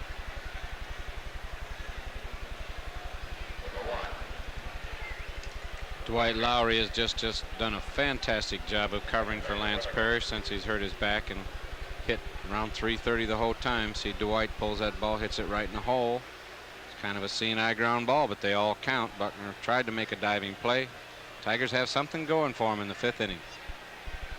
Lowry at first base and Lou Whitaker the batter.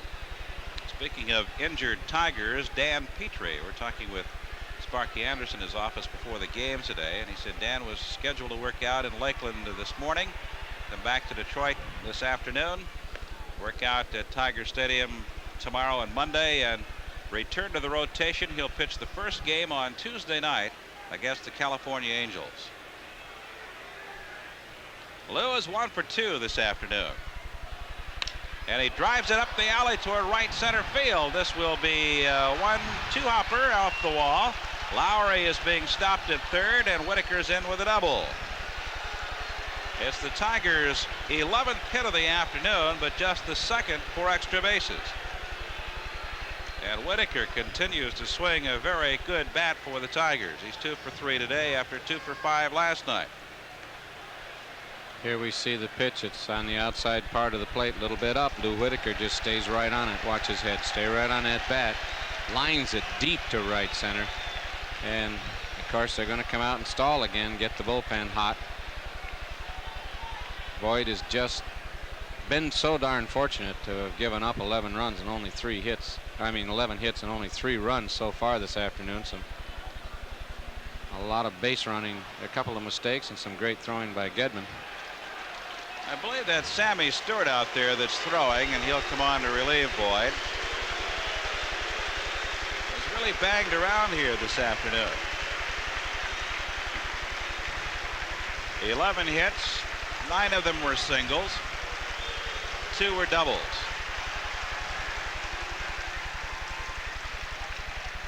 So Boyd leaves the game, and I believe that's Sammy Stewart, yes, coming in. Sure looks like him. Boyd working 4 innings, facing 2 men here in the 5th inning. Thus far charged with 3 runs on 11 hits, struck out 2, and did not walk anyone. Whitaker's 2-bagger here in the 5th inning, his 22nd double of the season for Detroit. Tigers scored 2 in the first on 3 hits. They had 2 hits in the second, failed to score. They had a run on 3 consecutive hits in the 3rd inning. Had a base hit in the 4th, did not score, and here in the 5th they put their first 2 men in scoring position, and it'll be Sam Stewart to come on in relief. It's a long walk, and Stewart is just arriving at the infield now from the bullpen, which is located beyond the right field wall here in Fenway Park. Sparky Anderson looking on from the 3rd base dugout, visitors dugout along the 3rd base line here in Fenway.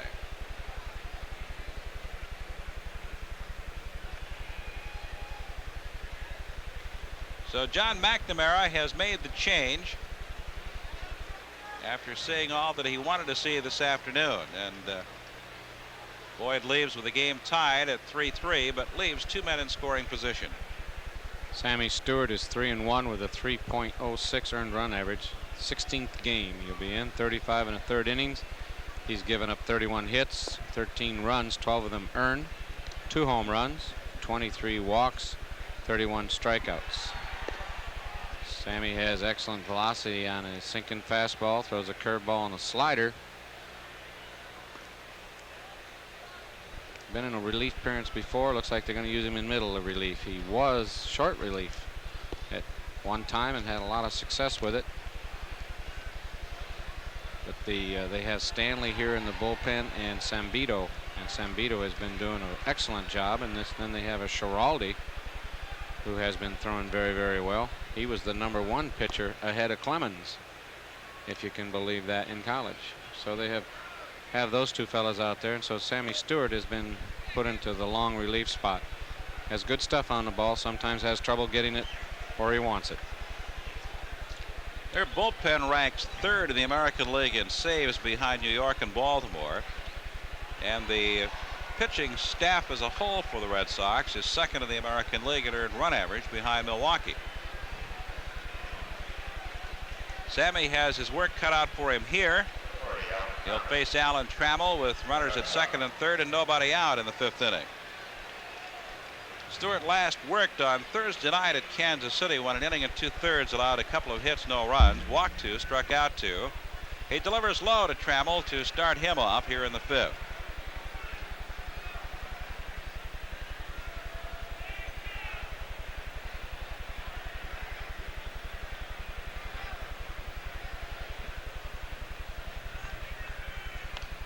Checks his swing but taps it foul over by the Boston dugout.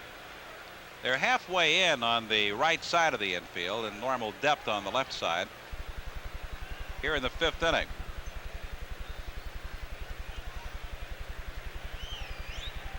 Lowry is at 3rd base. Lou Whitaker out at 2nd. Trammell with a chance to put the Tigers back on top here in the 5th inning.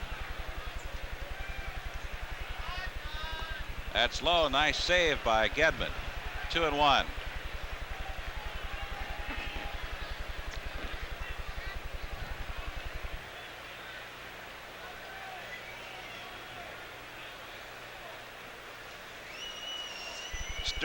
Stewart spending his entire career before this season with the Baltimore Orioles, working basically out of the bullpen, although he did get some starts for the Orioles. There's a ground ball through his legs and on into center field. Whitaker's being waved home, and he will score easily, and the Tigers are back on top 5-3. Alan Trammell's 2nd hit of the afternoon went right up the middle between Stewart's legs, picks up 2 more RBIs. Here we're going to see it. Allen does a good job of here, staying right on it. Ball hits it hard right between the wickets. Scores 2 runs, puts the Tigers back ahead in the ball game. Man at first and no one out. And Kirk Gibson will bat as the Tigers now lead 5-3. It's Detroit's 12th hit of the afternoon.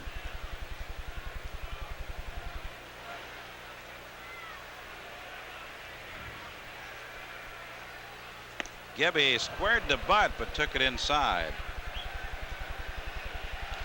The line is complete on Boyd now. 4 innings worked, 5 runs allowed. Gave up 11 hits, struck out 2, and didn't walk anyone.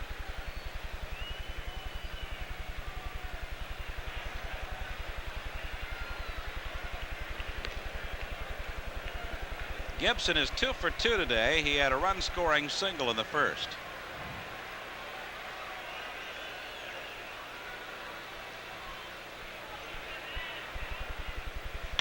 Ground ball hit sharply through Buckner. Trammell will go to third. Gibby is headed for second. Throw from Evans, not in time, and the Tigers have them at second and third with nobody out. Gibby hit a rocket. Looked like it might be a double play ball, but Buckner let it get through. And Trammell Buckner goes not all too the way to happy with third. himself. There isn't any doubt about it that was an easy double play. Ball was hit hard, but a play Buckner can make in his sleep. Here we're going to see it again. Gibby does hit it hard, but it's a two-hopper right to Buckner. Takes his eye off the ball, picks the glove up. See, he came up throwing before he caught it. Even the good ones, and Buckner is a good fielder, can miss him. Helps the Tigers. It puts Boston in a real tough situation. That was a very costly error. First error of the ball game. Trammell going to third. Gibson taking advantage of it, going to second base, and John Grubb, who is 2 for 2, is the batter, and he fouls it back. Grubb doubled home run in the first, singled home run in the third.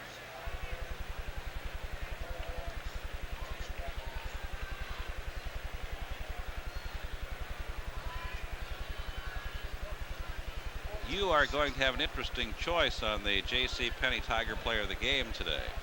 It looks like we're going to have a lot of candidates. It's inside, and again, Gedman makes a good stop. 1-1. Yes, we have 1, 2, 3, 4, 5 players with 2 hits. Trammell has 2 RBIs. Johnny Grubb has 2 RBIs. He could get 1 or 2 more right here. But some of them may eliminate themselves as we go along, and some of them might get better. That's inside with a fastball. 2-1 to Grubb. Darrell Evans in the on-deck circle, swinging a pair of bats. He'll come up next. Tigers have scored 2. There are runners at second and third with still nobody out. 2-1 pitch from Stewart. 3-1.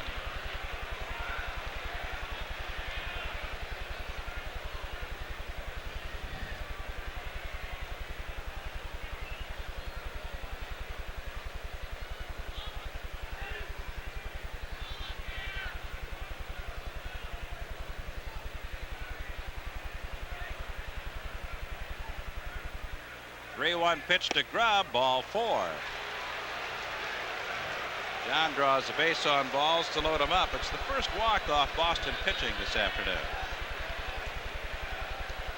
Going to be a long day, John, if they don't get him out pretty soon. John used to be sort of a fun-loving, smiling type, but he is a little bit tense these late stages. I guess that's what a pennant race will do to a man. Yeah, when you're in first place, everybody wants to nail your hide, talk to you. The pressure's on. When you're in last place, it's easy. Yeah, but nobody wants to talk to you. Nobody wants to talk to you, and they don't care. John's been there before, too. Yeah. I think he'd rather be right here where he is. Undoubtedly. Bases loaded for Darrell Evans. And the pitch from Stewart in for a strike. Evans looking for his first hit of the afternoon. He's 0 for 2. The only Tigers that have not hit safely are Evans and Coles, and they bat back-to-back in the order. That's in for a strike. Stewart working low and inside against Evans. Tim Lawler throwing now in the bullpen. I don't think Sammy wanted to pitch to Grubb. He had an open base. Now he's got to force at any base. And he's made 2 excellent pitches to Darrell.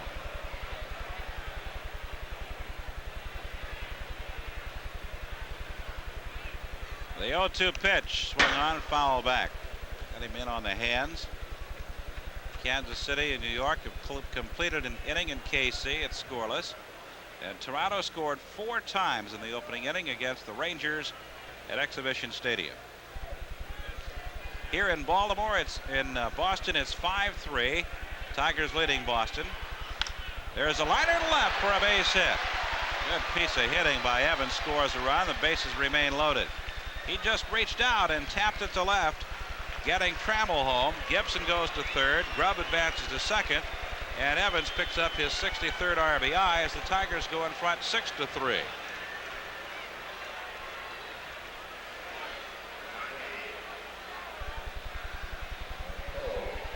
Here we see the pitch. Sammy Stewart shaking his head, but he just got it up in the strike zone, and Darrell Evans protecting the plate just hit a little liner into left field. Jim Rice almost misplays this ball, gets a hold of it. Tigers don't want to take any chances with no one out, keep the bases loaded. It's now 6-3, and everybody in the hit column now except Darnell Coles, who will try to rectify that right here. He is 0 for 2. Bases loaded, nobody out. Tigers have put 3 on the board here in the 5th after Boston came back to tie it at 3-3 in the bottom of the 4th inning.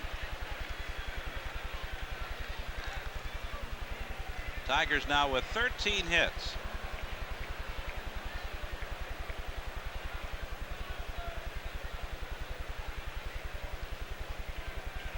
Gibson at third, Grubb at second, and Darrell Evans the runner at first. The 0-1 pitch. Fly ball to deep left field. Rice is going back. He's at the wall, makes the catch. Gibson tags. He'll score easily. That'll make it 7-3. A sacrifice fly by Darnell Coles, the first out of this 5th inning.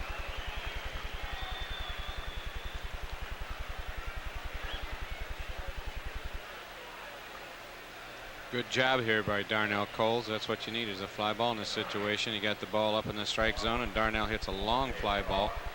Isn't hit that deep, but you can see how close it comes to getting up on that green monster. Rice just has enough room. Gibson scores easily. Now there's 1 out and runners at second and third. Grubb and second and first. Grubb and Evans, and Collins loops one, picked off nicely, quick throw, and Grubb dives back safely. Romero makes a nice play retreating on the little looper hit by David Collins.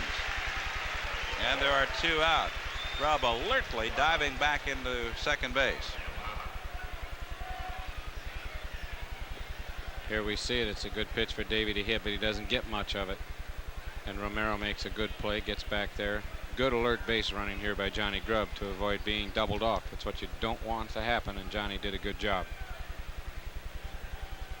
There are 2 out now with runners at first and second, and Chet Lemon will be the 9th Tiger to bat here in the 5th inning. Strike on the outside corner. Chet is 1 for 2 today. He had a single in the second and took a called third strike in the 4th inning.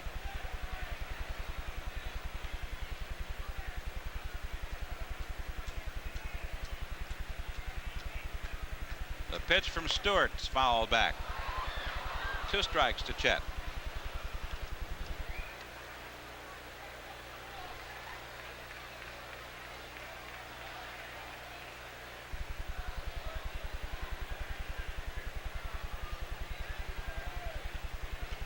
Dwight Lowry, who started the inning with a single, is in the on-deck circle. He'll bat next if Chet can keep it going.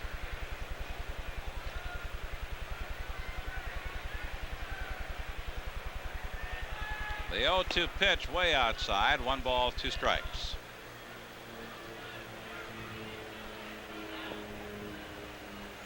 Tigers have scored 4 runs on 4 hits. There was an error and a walk tossed in.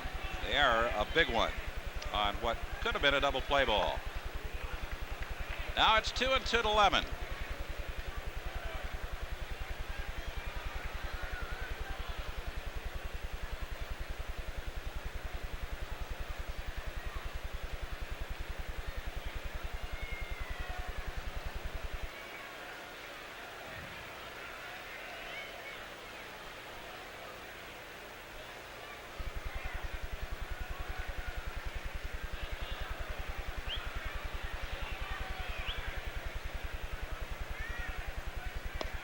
Quick throw to first, and he gets back safely. It's a full count to Lemon.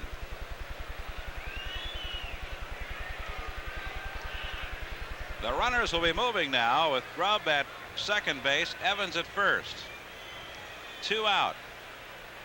And the 3-2 pitch. Ground ball, slowly hit towards second. Barrett has it, throw to first, and that's it for Detroit in the 5th. She says she'll be 61 years young, has been a fan of the Detroit Tigers for 50 years, and a very big Pass fan. So happy birthday, Eleanor. From Greenbush. Her birthday's on the 14th, but we didn't broadcast on the 14th, so we're a couple of days late, but better late than never. We got it in. Wade Boggs is 0 for 2 today, which constitutes a hitting slump for this man. Marty Barrett and Jim Rice will follow against Jack Morris. He hit the ball deep to left field in the first inning, and he lined right back to Jack Morris, who picked it off and threw over to first base to double up Ed Romero in his last at bat. 1 strike to Boggs. Tigers with 7 runs, 13 hits. Boston 3 runs, 5 hits.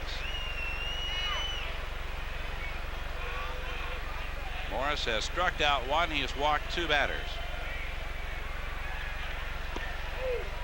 Inside for a ball. 1-1.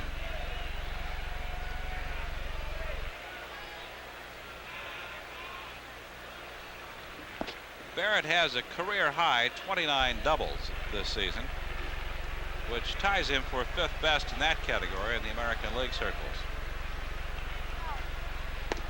Tie for a ball, 2-1.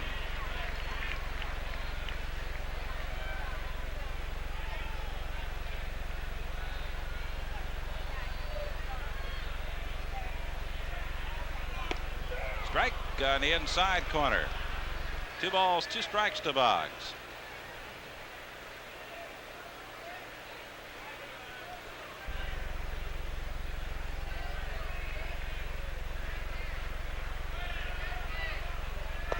Strike 3 call. Boggs gets caught looking.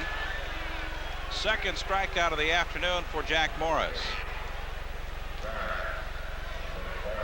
This doesn't happen very often. Boggs doesn't strike out swinging or taking very often, but that was a great pitch by Jack Morris.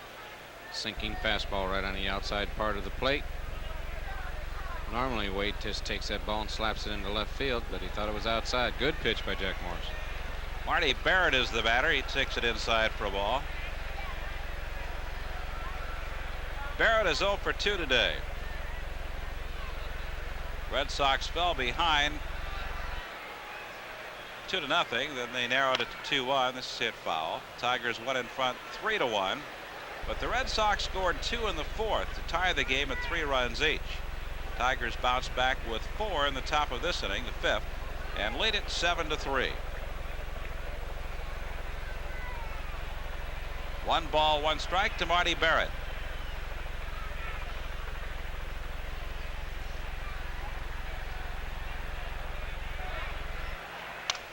And a broken bat liner hit right at Trammell. There are 2 out. With 2 away, Jim Rice will come up for Boston.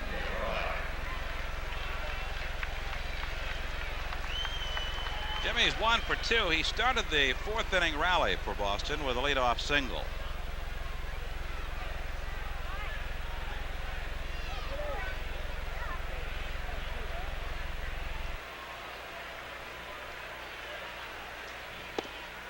He takes a strike on the outside corner.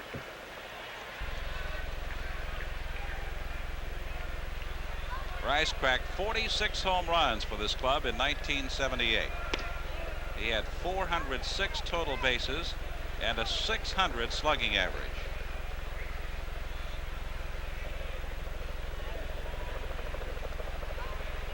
Here's the 1-1 pitch from Morris. That's low.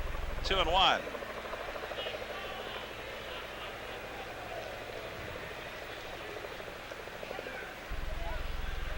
These teams wrap it up tomorrow afternoon. Bruce Hurst and Eric King are the opposing pitchers. That's a strike, and it's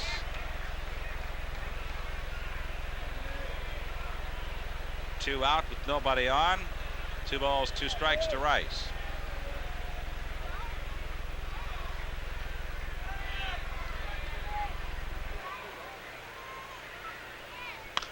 Ground ball behind the bag. Cole's got a long throw, and he got him on a nice play by Darnell Coles. Rice doesn't have that great speed, but it was a brilliant play by Darnell Coles, and the side is out in order. No runs, no hits, no errors, nobody left. We'll go to the 6th. It's still 7-3 Detroit.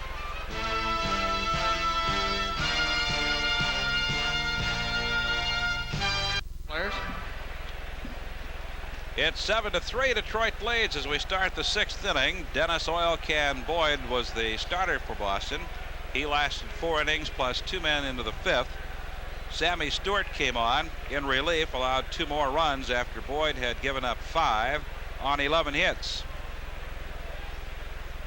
Stewart in the 5th, 2 runs on 2 hits. Here we see the ball hit down the third base line. Darnell Coles makes a fine backhand play, and then he sets himself, and he's got that rifle arm, fires it all the way across the diamond, gets Jim Rice easily. Great arm. Dwight Evans led off the 5th inning with a single as the Tigers scored 4 times to break a 3-3 tie. Detroit sent 9 men up there in the 5th. Lowry again leads off the 6th. Starting to get a little sunshine here. It's not full blown by any chance or any stretch of the imagination, but it's much brighter than it was earlier today. We had rain showers through the early part of the morning. We're supposed to have had them throughout the day, but so far we've been in pretty good shape. 1 ball, 2 strikes to Lowry.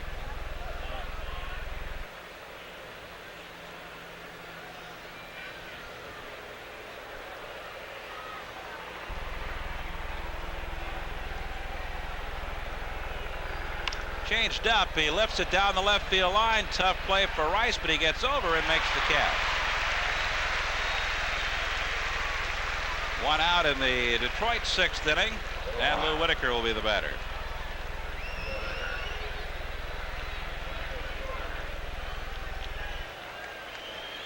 Just brought some sunglasses out for Bill Buckner at first base. There may be a request elsewhere if that sun continues to burn through this overcast.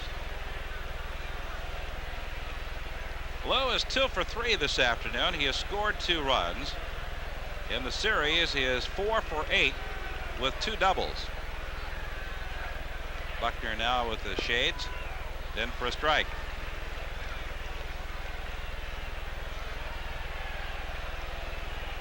Baltimore and Cleveland are underway. The Indians leading the Orioles 1-0. They're in the 1st inning. 1 ball, 1 strike. Indians knocked off the Orioles 3-2 yesterday. 1-1 pitch to Lou is low. Orioles a half game in front of the Tigers in 3rd place, and Detroit a game in front of Toronto in 4th place. 2-1 pitch, and another drive to right for another base hit. Lou Whitaker is 3 for 4 today. His single this at-bat comes with 1 out. It's the 3rd hit off Sam Stewart. We're going to see the pitch. Lou Whitaker is really catching fire. He and Alan Trammell have hit very well. That pitch isn't all that bad. It's about knee high in the middle part of the plate. Lou just keeps his head right on the ball and whips it right around for a line drive of easy single. Between Whitaker and Trammell, they have 5 of the Tiger hits. Detroit has 14 of them this afternoon. Trammell is 2 for 3. His base hit in the 5th inning scored 2 runs for Detroit.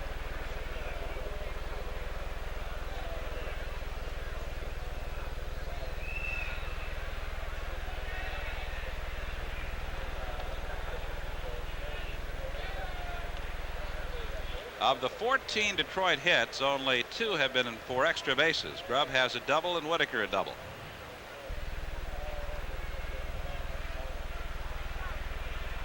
The pitch from Stewart to Trammell is driven deep to left field, but Rice is there, and he's got it. And there are 2 out in the 6th inning. It'll be Kirk Gibson to bat. Gibby's been on base all 3 at bats. He has 2 singles, an RBI, safe on an error, and he has scored twice.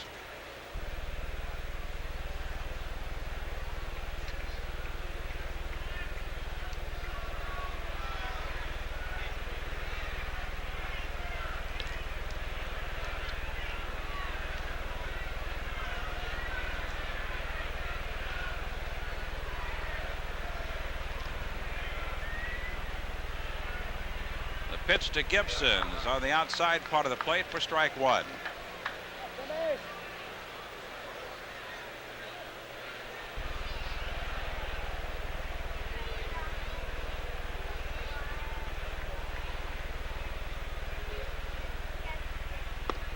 Misses inside with a fastball. 1 ball, 1 strike to Gibson. John Grubb in the on deck circle. He will bat next if Gibson can get on.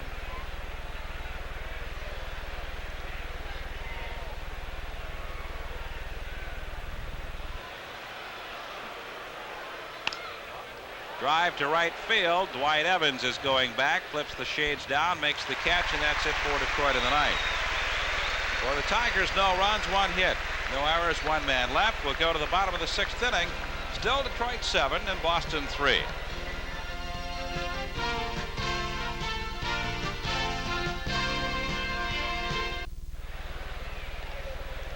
7-3 Tigers lead. They have banged out 14 hits en route to this lead as we go to the 6th inning. It'll be Don Baylor, Dwight Evans, and Bill Buckner to face Jack Morris, who has allowed 3 runs on 5 hits. Jack has struck out 2 and walked 2. A home run by Dwight Evans and a 2-run triple by Tony Armas, scoring the runs for the Red Sox. They came back to tie it at 3-3, but Detroit immediately went out and got 4 more. There's a drive toward left field. Dave Collins coming in and makes the catch. Dave got a late jump on it, but came in and picked it off for out number 1 in the 6th.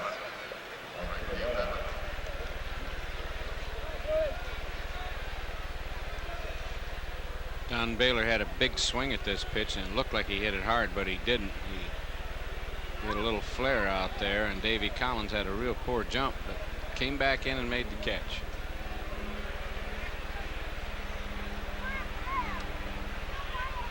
Dwight Evans, who homered in the 2nd inning, is the batter. He is 1 for 1. He drew a walk in the 4th. He scored 2 for the Red Sox.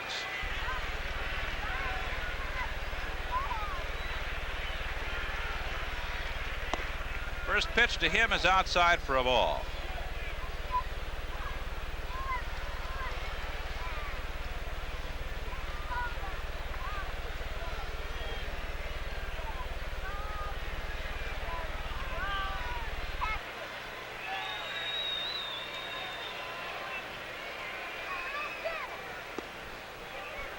Two 2-0 the count to Evans.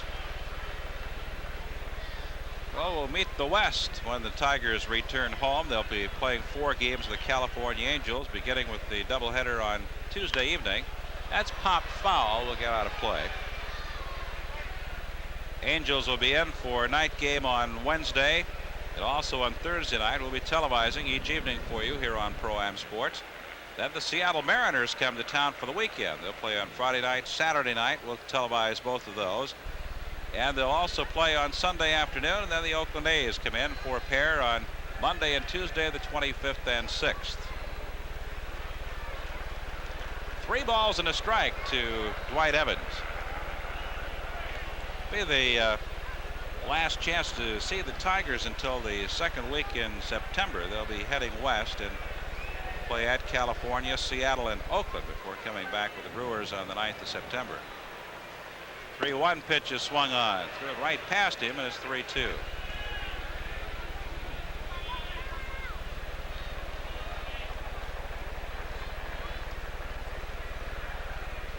Here's the 3-2 delivery, and he walked in. 3rd walk-off Morris this afternoon. Evans draws it with 1 out, and Bill Buckner will bat. Dwight's a tough hitter. He has a good idea of the strike zone. Doesn't swing at too many bad pitches. Gets quite a few walks. He's just a good all-around ball player.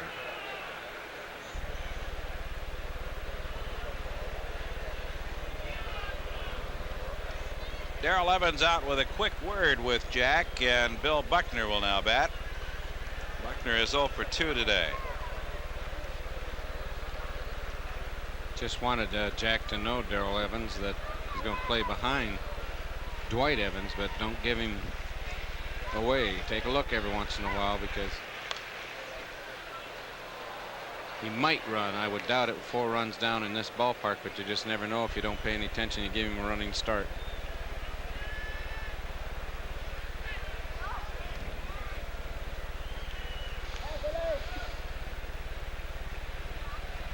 One strike to Buckner.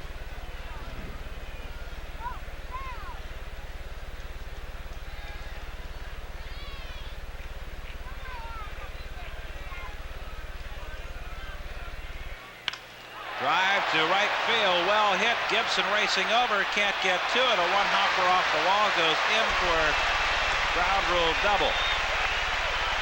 So Dwight Evans will have to stop at third.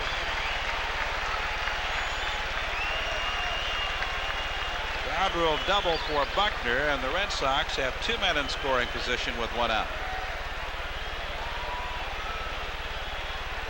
Buckner hits this ball very, very well down the right field line and well over Kirk Gibson's head. We can see where it is. It's about 365, 370 right there. Hits and bounces into the stands. The Tigers get a break. If it stays in, Dwight Evans could score. And now we have men on second and third, 1 out. Yep, tough luck. Ball bounced in the stand, cost him an RBI and a run. Tony Armas is up there. He tripled home 2 runs the last at bat, and he'll single home 2 this time. That'll make it 7-5. Armas, who has been in a deep slump, has come alive this afternoon. A single, double, and triple, and 4 RBIs. Tony Armas has a good situation here where he's got Jack in the hole. And you see him hit the ball right up the center, right up the middle. Scores 2 runs, keeps him on first base, so you still have the double play. And Red Sox are getting back in it. They've cut the lead to 7-5, and Billy Muffet is coming out to the mound. There's action in the Tiger bullpen.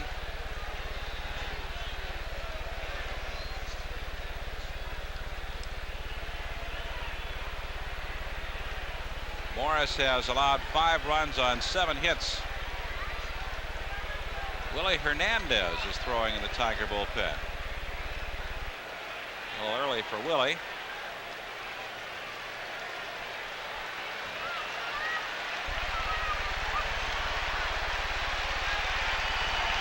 This is the old scoreboard here at Fenway Park. They put them up by hand here. They have the electronic scoreboard high above the center field wall also, but this is from the old age. Pitch to Gedman is low for a ball.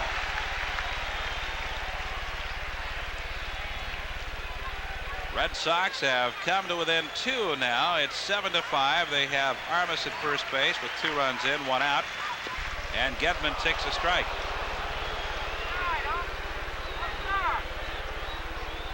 One ball, 1 strike to Richie. Base on ball has gotten Morris in trouble twice. In the 4th inning, he walked Evans and he scored. The 6th inning, he walks Evans and he scores. Ground ball might be 2. There's one to Tram. The throwback, double play. Now the Tigers turn it quickly and none too soon. They escape with just 2 runs being scored. There were 2 hits in the inning. No errors and none left. We're 2/3 of the way through. It's Detroit 7 and Boston 5.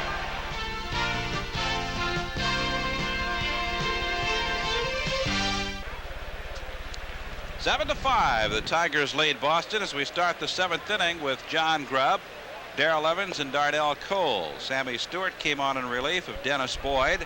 Boyd charged with 5 runs, 11 hits through 4 innings. Stewart charged with 2 runs, 3 hits through 2 innings. Sammy Stewart has really done a pretty good job. There was a double play ball hit to Buckner and went right through his legs. It cost Boston a couple of runs. Other than that, Sam's done a pretty good job of coming in here and stopping the Tigers. Detroit with a total of 14 hits. John Grubb has 2 of them and 2 RBIs. He doubled home run in the first, singled home run in the third. In his last at bat, he drew a walk.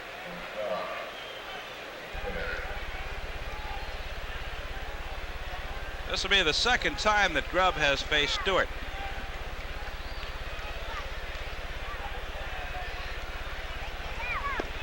Takes the pitch low for a ball.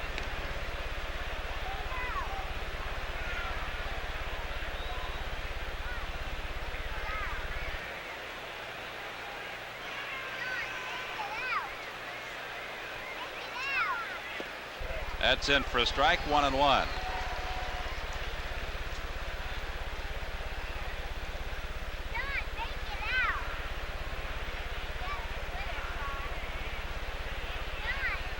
Yankees and Royals in the third inning at KC. They're scoreless.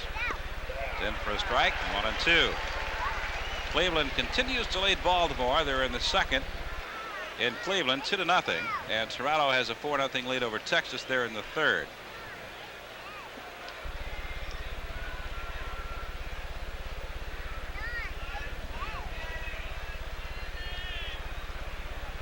Here's the 1-2 pitch to Grubb. Inside. 2-2 to John.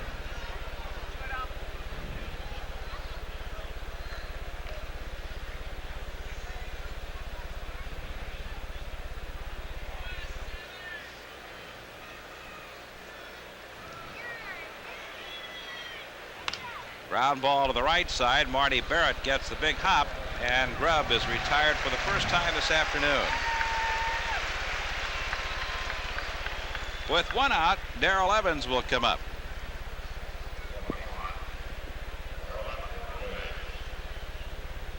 Evans singled home run in the 5th inning. He's 1 for 3 today. He was 2 for 3 here last night with a home run and 2 RBIs.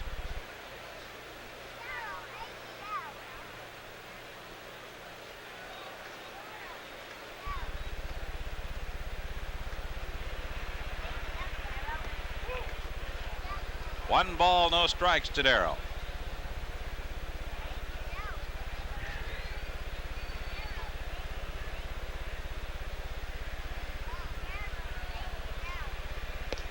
It's in for a strike.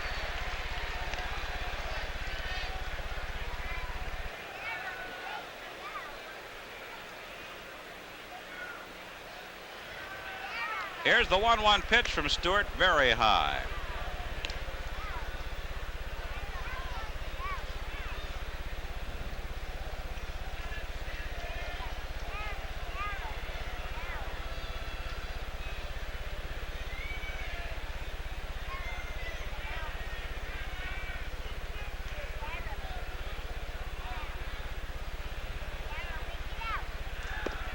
That's a strike to the inside corner. It's 2-2 to Evans. Checking through the Boston record book today, Mr. Northrup. Would you have any guess who, among all of the Red Sox pitchers over the years, would have given up the most hits in a single season? It's 3-2 the count.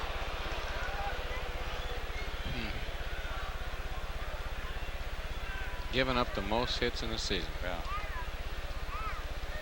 It would be a wild, I'll say Bill Lee. Be a wild guess. Well, I expected a wild guess, to be honest with you. Gene Conley. He didn't pitch enough, I don't think. That's low ball 4.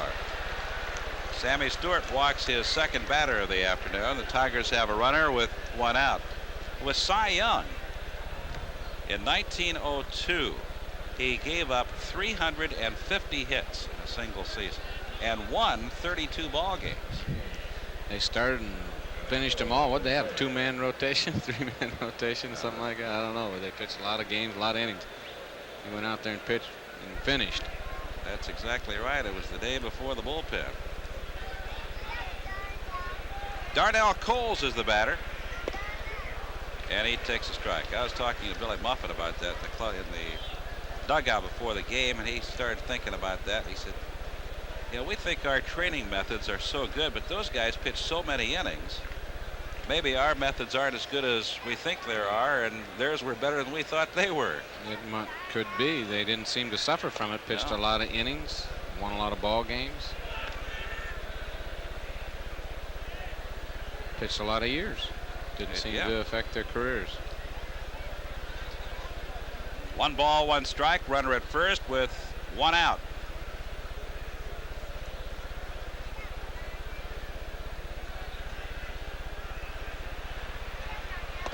It's outside. Muffet had a question of his own that nobody could answer. He said he's sitting there thinking about all of these things. He said, who do you suppose was the first man that decided it was a good idea for pitchers to run? To get in shape. To get in shape. Nobody had an answer for that one. If they ever find him, they'll probably hang him. The rest of the pitchers. Well, that was his question. Were those guys running?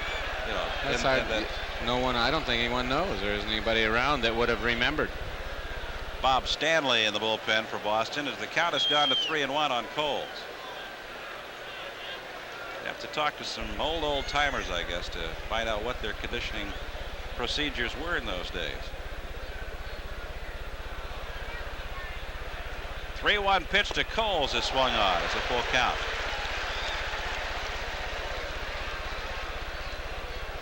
Running now is a very big part of the conditioning process for pitchers' legs. All players, but particularly for pitchers. I haven't talked to one yet that liked it.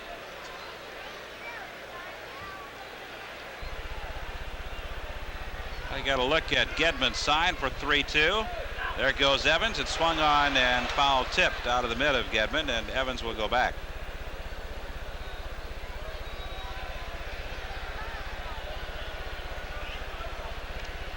Got another one for you.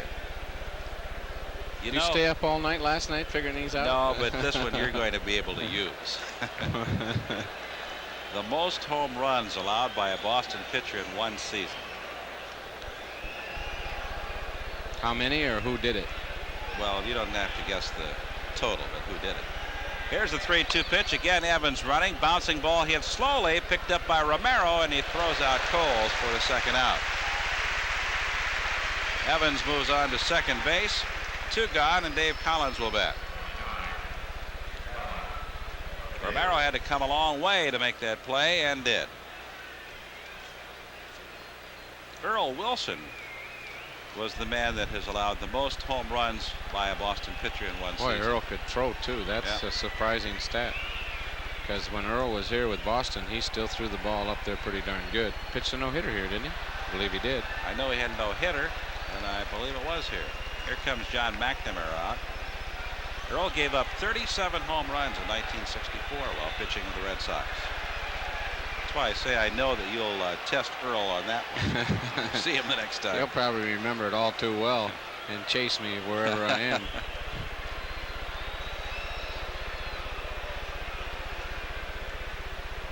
I don't know what they're thinking of here unless they want to be careful with Collins, or they want to know whether Stewart wants to pitch to Collins or not and go take a chance on putting the tying run at first base and pitch to Lemon. That must be what McNamara wants to get straight. Oh, we're ahead. I got the wrong team in the wrong field. Well, yeah, you can't. Yeah, I'm still thinking about home runs and who's. That's right. Well, we have an open base. I guess McNamara wants to know what he wants to do. Do you want to pitch to Davy Collins, take a chance, or put him on there with an open base, pitch to Chet Lemon? I'd pitch to Lemon, but I'm not on the mound. Well, we'll see what happens. Tigers lead at 7-5. There are 2 out with Evans at second base. Collins has 2 hits, including a bunt single, in 3 at-bats. Tigers with 7 runs, 14 hits. Red Sox 5 runs on 7.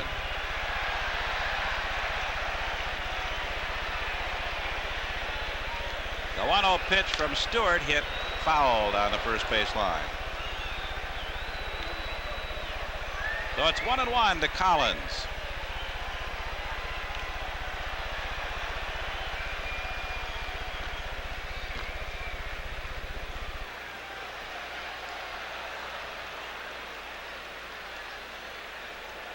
Tigers have had no luck in gaining a lot of breathing room against these Red Sox. They've had a 3-run lead. They've had a 4-run lead, but the Red Sox keep coming back. There's a drive to right, but Evans is there and picks it off for the final out in the 7th. For the Tigers in the 7th, no runs, no hits, no errors, and 1 man was left. We'll go to the bottom of the 7th inning. It's still Detroit 7 and Boston 5.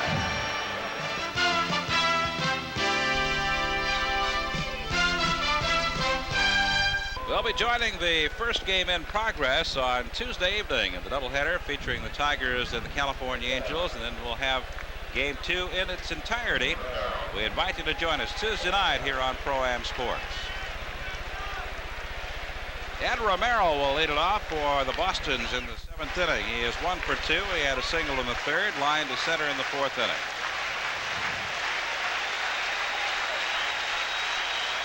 Well, this jam-packed crowd at Fenway Park with a round of applause, seeing if they can get their local hero started against Jack Morris. They scored a couple of runs in the 6th inning on a walk, double, and a 2-run single by Tony Armas, who has had quite an afternoon. Tony has a single, double, and triple, and has driven home 4 runs. Romero has been kind of a thorn in the Tigers' side in these last 2 series. The one in Detroit, and then here this weekend. He had a 3-run homer last night. He's 1 for 2 today. The ball that they finally got him out on in the 4th inning was hit hard, but right at Chet Lemon.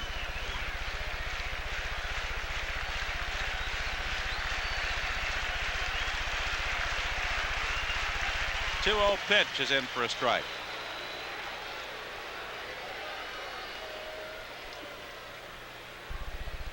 Somebody's getting him out. He's only hitting .218, but the Tigers have had a tough time with this fella. He fouls this one back.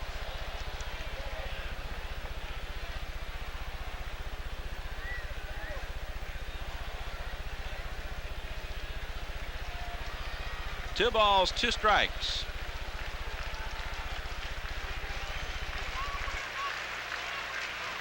And he got him on strikes. The 3rd strikeout for Jack Morris.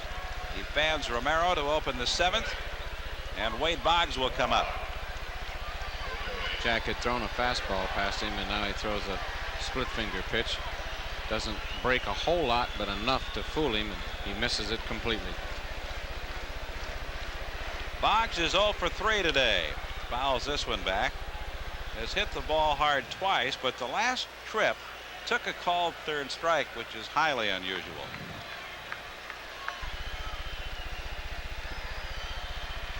He struck out 38 times is all. And he singles the next at bat. The 8th hit off Jack Morris. So Boggs has his first hit of the afternoon. Wade Boggs has hit the ball hard all afternoon, and this is, as we've said before, why he's such a good hitter. Ball's on the outside part of the plate, a fastball.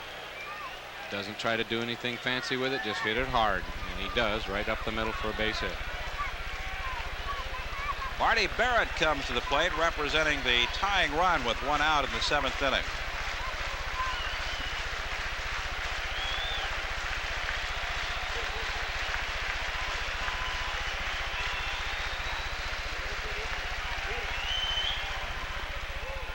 He misses low and away.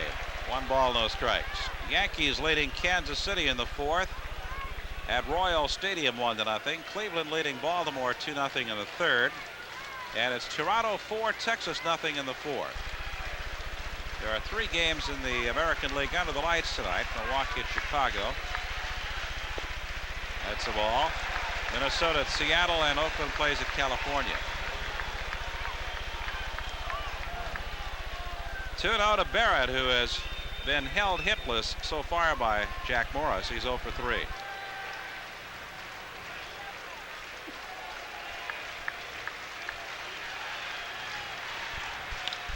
He pops it up.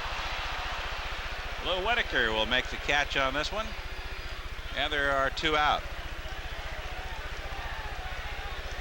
and leave it up to Jim Rice. Well, 21 years ago at this stage, the Tigers were not looking at trying to get back into a pennant race. They were trying to snap a losing streak. And on this date in 1975, Ray Bear threw a 2-hit shutout to give the Tigers an 8-0 victory at Anaheim, snapping a 19-game Tiger losing streak. Pitch to Rice is low for a ball. And you were not even around to participate. And I was very happy not to be here to participate. That was a rough year for the Tigers. I believe I was with Baltimore. 75, you said? 75, yeah. Baltimore Orioles, we were enjoying a little better season than that. That was a long campaign. Look at the schedule and you just wonder where the next victory was going to come, or if the next victory was going to come. 1 ball, 1 strike to Rice with Boggs at first and 2 out in the 7th.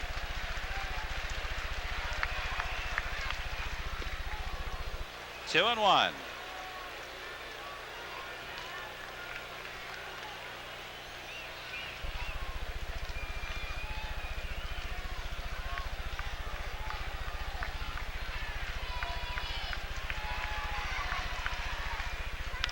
Ground ball down the third baseline. Coles handles it, goes to first, and he got in. So the Red Sox are out in the 7th inning.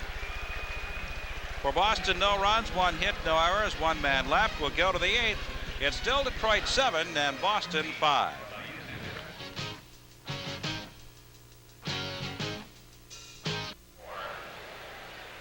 Chet Lemon, Dwight Lowry, and Lou Whitaker to face Sammy Stewart, who has held the Tigers off pretty well since coming on in relief of Dennis Boyd, who had no luck with the Tigers. Sam Vito is throwing in the bullpen. He appeared last night. He has been dynamite for the Red Sox out of the bullpen most of the season. Lemon is 1 for 3 this afternoon. Batting here, leading off the 8th with the Tigers leading it 7-5, and drives it toward right center, and Armas will have to play it on 1 hop. So Chet Lemon is 2 for 4 after going 2 for 4 last night. It's a 4th hit off Sammy Stewart. Tony Armas didn't get a very good jump on this ball. Lemon doesn't hit it all that well either. It's in right center field, placed just right. Tony didn't get the best jump in the world, plays it safe on 1 hop. Tigers have run at first base, Dwight Lowry at home. Lowry is 1 for 3. Tigers have a lot of multiple hitters. They have a total of 15 hits today. Whitaker has 3, Trammell has 2, Gibson 2, Grubb 2, Evans 1, Collins 2, Lemon 2. Lowry has 1, and Darnell Coles is the only man that does not have a hit, but he does have a sacrifice fly for Detroit. Boggs way in on the grass at third base as Lowry squares, gets it down the first baseline. A good bunt. And that will move Lemon on to second base as Lowry executes the sacrifice bunt perfectly. 1 out. Lemon is at second base, and Lou Whitaker is coming up.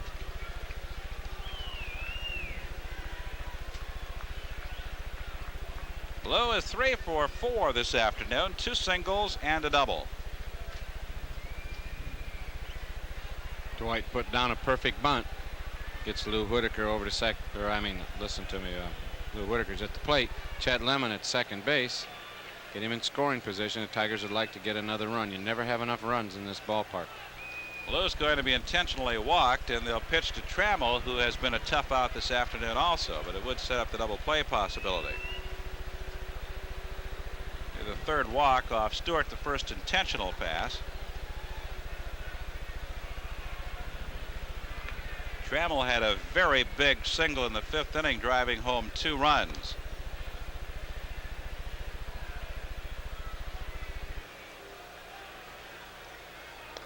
So Lou draws the intentional walk. Runners are now at first and second with 1 out, and Alan Trammell will bat.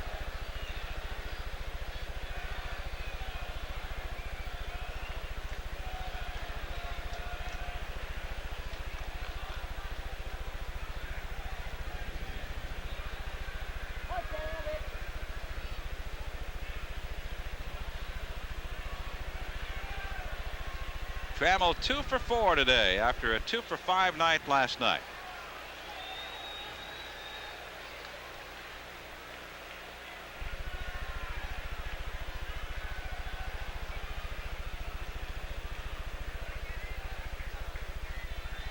The pitch from Sammy Stewart is low and away, ball 1 to Trammell.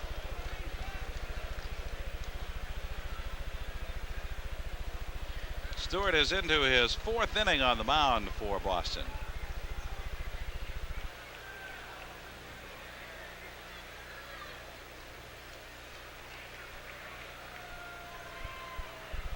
One-0 pitch to Tramm, low and away. 2 balls, no strikes. Zambito's still throwing in the bullpen. Whether he gets Allen out or not, he'll probably bring the left-hander in. Detroit has Gibson, Grubb, and Evans, all left-handers coming up in a row.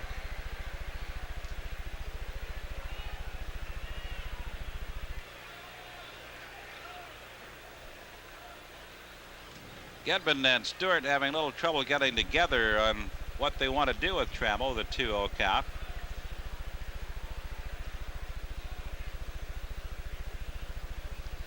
Zambito pitched here last night in the first game, won by Boston 8-5, working 1 inning.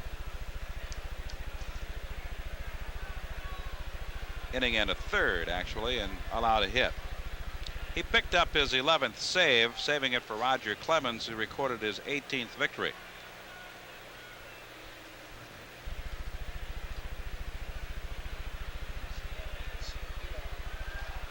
Two balls, no strikes to Alan Trammell. Chet Lemon is out at second base. He singled his way on, was sacrificed to second. Whitaker drew the intentional walk. And that's low and away. All 3 pitches have been just about the same spot. And it's 3-0 to Trammell.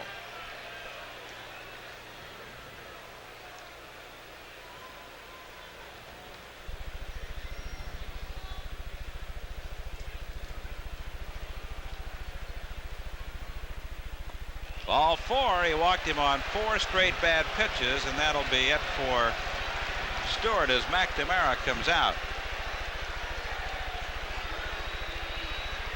4th walk-off, Sammy loads the bases with Tigers.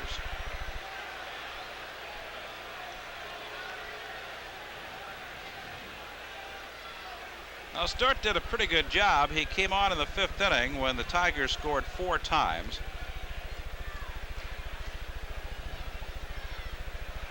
Worked through the 6th without allowing a run, the 7th without allowing a run, but gets into a jam here in the 8th inning. Now we'll look ahead to our schedule coming up tomorrow here on Pro-Am Sports. It begins at 6 o'clock in the evening with Off to the Races. Then at 6:30, it's Inside NASCAR, followed at 7 o'clock by Outdoor Odyssey. At 7:30, it's the WWA's Bruiser Bedlam Wrestling. Big 2-hour show to be featured on Pro-Am Sports. And then 9:30, trackside at Ladbroke, DRC. You'll see it all here on Pro-Am Sports tomorrow evening. Well, Joe Zambito has been called upon to throw some water on the fire the Tigers are stoking here in the 8th. With 1 out, the Tigers have the bases loaded. Zambito has done very well out of relief. He's 2-0 with a 3.86 earned run average. It'll be his 43rd appearance. Has 11 saves, 35 innings pitched, 41 hits, 17 runs, 15 of them earned, 3 home runs, 10 walks, 21 strikeouts. That was a hard sinking fastball, 3/4 slider, and a breaking ball, overhand breaking ball. Tough on left-handers.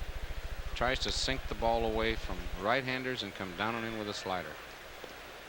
Had to rebuild his arm. He had arm problems and they had constructive surgery.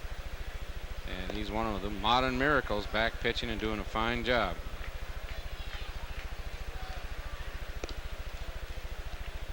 He arrives in a tough spot. Bases loaded with the Tigers. Detroit leading at 7-5. Detroit 7 runs, 15 hits. Boston 5 runs, 8 hits. Chet Lemon started this inning with a single, was sacrificed to second by Lowry. Then Whitaker was given an intentional walk, and Trammell walked. That loads him up for Kirk Gibson, who is 2 for 4 today. Kirk singled home a run in the first. He has scored 2 runs, and he has flied to right field. He is also safe on an error.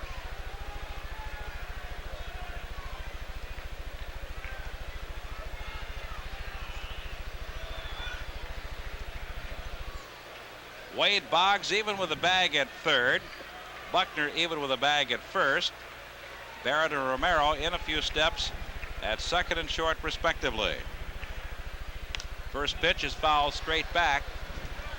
Lands on the roof of the broadcast area and skips on back toward the press run. 1 strike.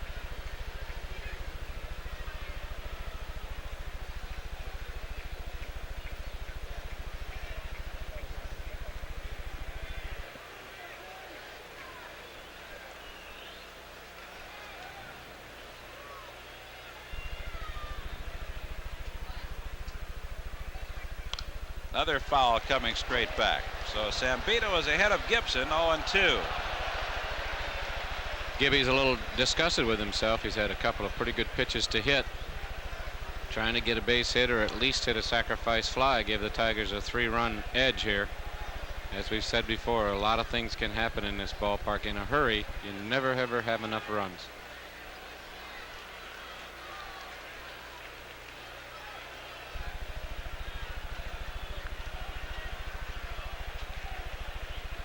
All 2 to Gibson.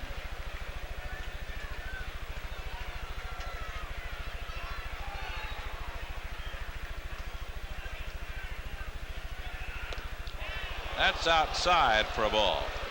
1-2.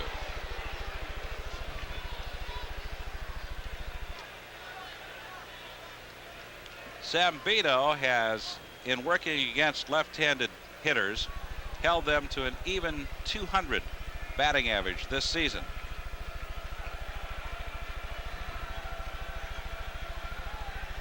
Here's the 1-2 pitch inside. 2-2 to Gibson.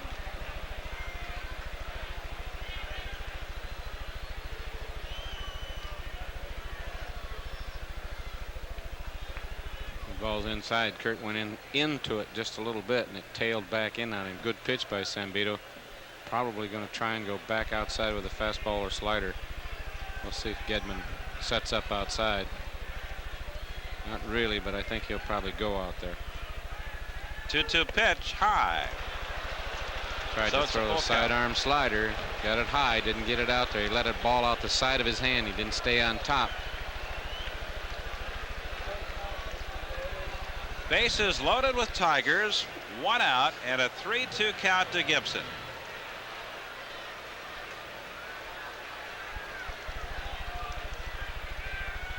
And the pitch from Sambito is hit foul. So we'll do it all over again.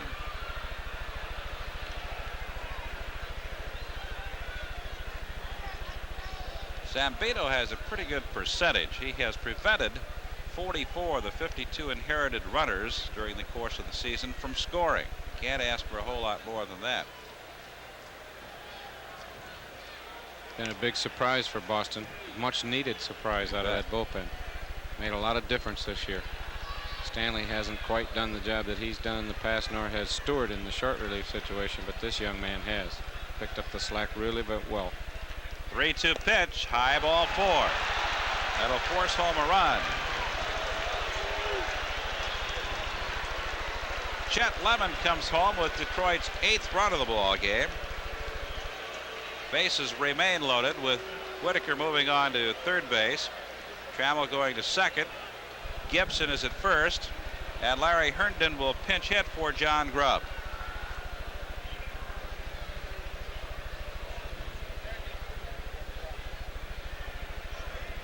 There is action in the bullpen for Boston. It's so far away, I'm not sure who that is.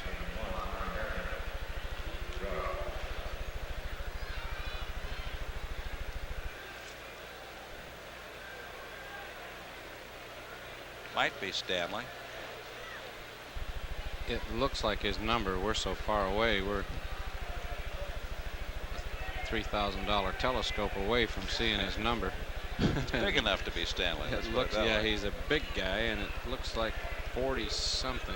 Six, and maybe. He's 46 is his number. But he's tall and big and right-handed, and that's. Yep, that is. I think that's 46. Bases are loaded. A run in. The infield is in as Larry Herndon comes up with one out.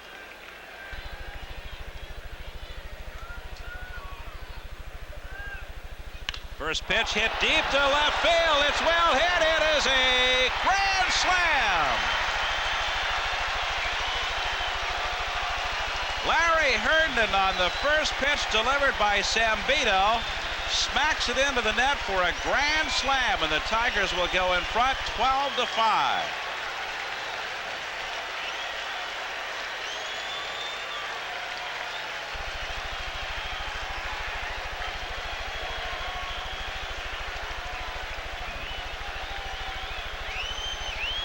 Larry Herndon in a pinch hitting role comes through in grand style. Larry's been struggling all season, and I'm sure this must feel awfully good to him. A lot of fans leaving now. It's a low fastball, and Larry Herndon is a good low fastball hitter, and he pounds it up into the net, up over the wall for a grand slam home run, puts the Tigers way ahead, 12-5. Darrell Evans bats. Talking about those walks coming back to haunt you. There were 3 walks in this inning. Tigers have scored 5 times. All 3 of those who reached base as the result of base on balls have scored for Detroit here in the 8th. The home run by Herndon is the 16th hit of the afternoon for Detroit. Slow and away to Evans. He's 1 for 3, a single and an RBI. It looks somewhat like a fire drill here now. Everybody is really headed for the exit. Yeah, they figure it's all over, and it's never over in this ballpark. You keep saying that. People, I'm sure the fans know it, but they're anxious to get out of here. Darrell Evans with another base hit, his 2nd of the afternoon. Second off Sambito, and that will probably be the last off Sambito as McNamara comes from the dugout. And we'll probably see Bob Stanley. Of all of the hits the Tigers have this afternoon, there have been 17 of them. They have just 3 extra base hits, 2 doubles, and then the grand slam by Larry Herndon. So Sambito, after being cheered wildly for his performance here last night in a relief role, gets a little bit of the old Bronx cheer as he heads for the dugout this afternoon. The 4th man to work for the Boston Red Sox will be Bob Stanley. Dennis Boyd started, Sammy Stewart, Joe Sambito, and now the Stanley Steamer will come on. Still only 1 out in the Tigers' 8th inning. They have scored 5 times, and they have a runner at first base. On Tuesday evening here on Pro-Am Sports, we started all off at 7 o'clock with Off to the Races. Then at 7:30, we'll join the first game of the California-Detroit doubleheader in progress and carry the second game in its entirety. On Wednesday evening, we start at 7 with Off to the Races. The 3rd game of the California-Detroit series at 7:30 live from Tiger Stadium. Then on Thursday night, same format, 7 o'clock Off to the Races. 7:30, the final game as the Angels and the Tigers collide at the corner of Michigan and Trumbull. You'll see it all here on Pro-Am Sports. Bob Stanley's 5-4, a 4.91 earned run average. This will be his 48th appearance. He has 14 saves. He's pitched 62 1/3 innings, given up 77 hits, 42 runs, 34 of them earned, 8 home runs, 18 walks, and 38 strikeouts. Basically a sinker ball pitcher, throws sinker slider. Relies mostly on the sinker. He's had some real fine years. He was on the disabled list, had arm problems, has come back from them and not done well this year. Sambito came in here and got nobody out. Instead of putting water on the fire, he put a little alcohol, a little kerosene, gasoline. Put it almost out of reach. You would think so. 12-5. I like to see 8. That means 2 grand slams will only tie. Darnell Coles hits the first pitch, foul, and will drop into the seats. Toronto is having a big day also at Exhibition Stadium. It's 10-0, leading the Texas Rangers in the 5th inning. May have to call mercy rule there. 10-run rule does not apply. Does not Major League apply. Baseball. Take your medicine. Keep throwing it up. The only Tiger hitter without a hit. Was. Took care of that, didn't he? Right So- on cue. So much for jinx. Yeah. So everybody has hit safely at least once for the Tigers, who now have 18 hits. I believe the high water mark was 20 against the Cleveland Indians in the 15-1 victory over Cleveland at Detroit. It's only a couple weeks ago or something like that.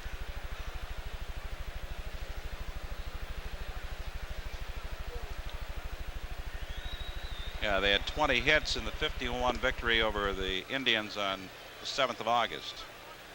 The most accumulated in one game this year. They have 18 and still swinging here in this afternoon's game. Collins rips it through for a base hit. Evans will stop at third. And whoa, Coles kept on going. They're going to have 2 men at third base. Coles was not looking, and he kept on chugging. Evans had stopped at the request of Alex Grammas, so the Red Sox pick up an easy out.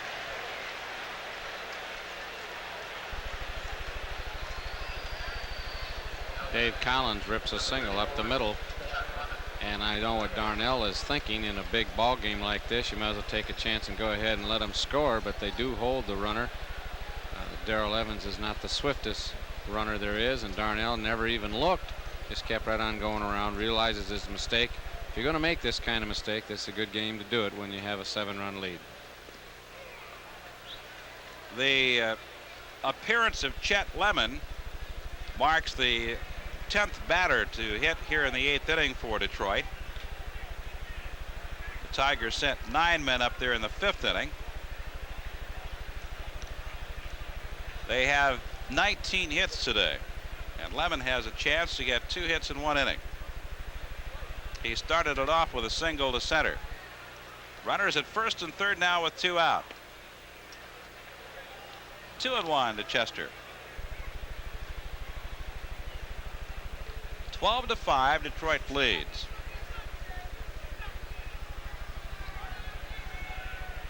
So far, Bob Stanley's faced 2 hitters, and you can see why he's having not a very good season. His ball's not sinking like it used to. That's a little better, but he used to have a sinker that would drop 6 to 10 inches. Really a big sinker. Had him beating it in the dirt, and a lot of the pitches he throws now are up in the strike zone and don't sink. It's a full count to Lemon.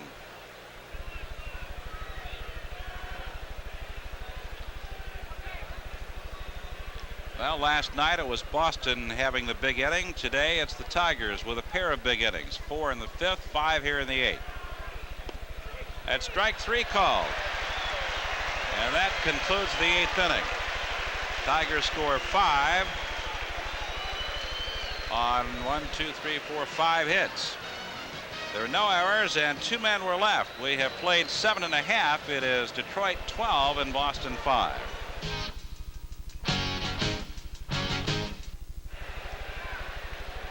Bottom of the 8th inning at Fenway Park. Jack Morris has a big pad to work with now. 7 runs as the Tigers put 5 up in the top of the 8th. The lead at 12-5. It'll be Don Baylor, Dwight Evans, and Bill Buckner to face him in the 8th inning.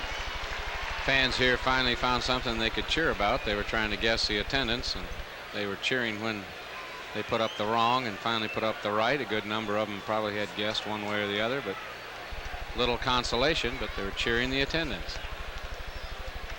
Everybody's got to cheer something at some given time. And it was a big total, 34,806 on hand for today's game. Baylor hits it a mile. His 22nd home run.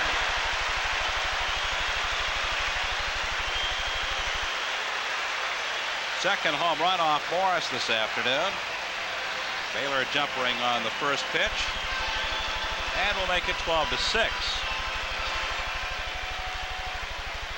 The 9th Boston hit off Morris. That's commonly referred as a cripple hit, cripple home run. You still have to do it, but Jack just throws strikes when you have a 7-run lead. That's all you do, and Baylor is looking for a fastball, gets it, and he lofts it up into the screen. Number 22 for Donnie Baylor. I told you I like to see 8 or 9. 8, two grand slams tie it. 9, they won't tie it. Then you can breathe a sigh of relief. You'll get no argument from this corner. It's exciting. I bet Morris thinks it's real exciting. I bet he does. Tough to pitch in this ballpark. It really is. Tiger Stadium's no picnic, but this is tougher. Dwight Evans is the batter. He homered in the second inning. He has drawn a couple of walks. He has scored 3 times. Willie Hernandez again throwing in the Tiger bullpen. And here comes Sparky. And that may be it for Jack. Don't trip on that line, Spark. You ever ask Sparky why he does that? Superstitious. He won't step on that line. That's not a good enough reason. Oh, Well, I don't mean that. I mean he'll stop and take a look back to make sure that he hasn't stepped on a line. Well, I guess just doubling up. I don't know. Maybe he didn't want to trip over it. You ask him. I don't know. I'm going to. I keep forgetting every time I see him. I think do he's it. a little shy going out there. He's trying to sneak over that line so that nobody sees him. Then Look he at gets him over working it. on the ground there. Yeah. He'll scarf up the dirt a little bit. Tom Leppard will come out and say, Sparky, what are you going to do? And Sparky said, oh, I don't know. He's giving Willie a little more time to throw some pitches. That's all he's doing. Well, Jack Morris leaves the game. Not one of his strongest performances, but he leaves with a 6-run lead. Working 7 innings, allowing 9 hits, 6 runs, struck out 3 and walked 3.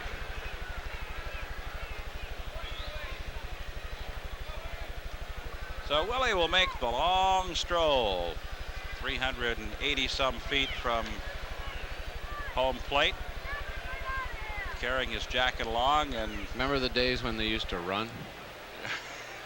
they given don't do up that on anymore, do They they? used to have a little golf cart here. Yeah. They'd bring you in, and it's a taxi cab ride out there, but they used to jog in. I like that. Speed things up a little bit. Willie's not in much of a hurry.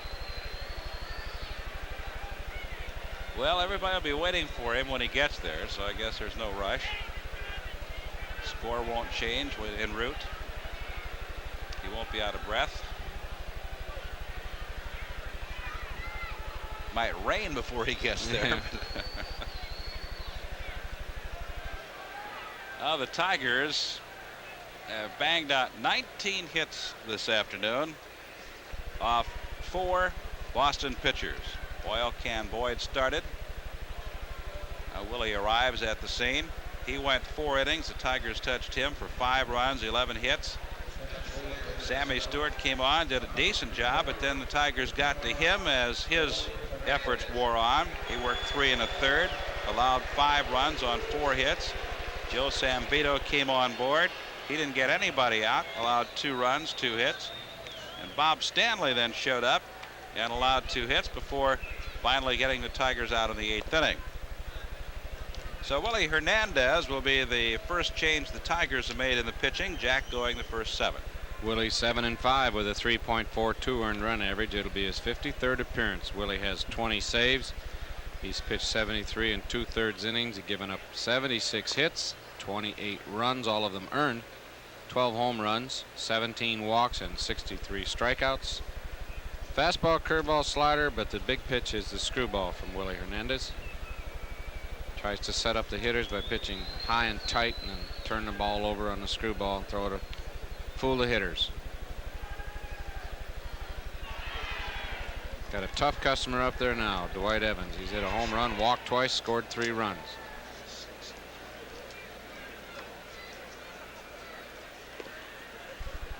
Willie's last outing came against Chicago on Wednesday night. He worked 2/3 of an inning, allowed 1 hit,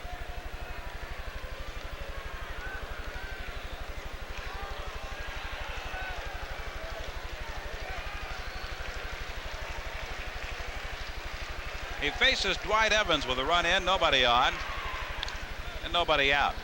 And Evans fouls the first pitch back.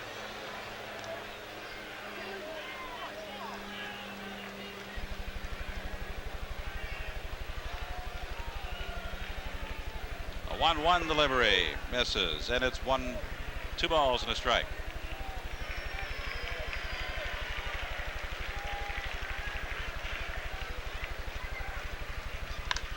He pops it up.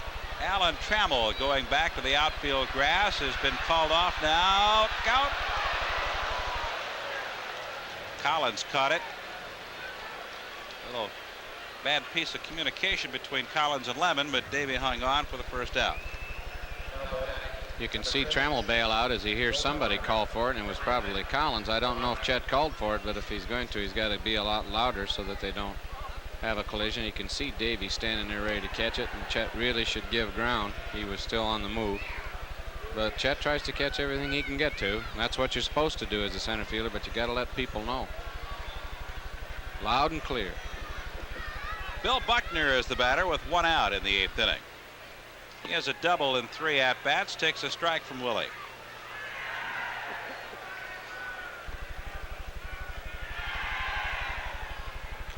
A grand slam pinch hit home run by Larry Herndon in the top of the 8th inning, giving the Tigers a bit of breathing room here at Fenway Park. They lead now by 6.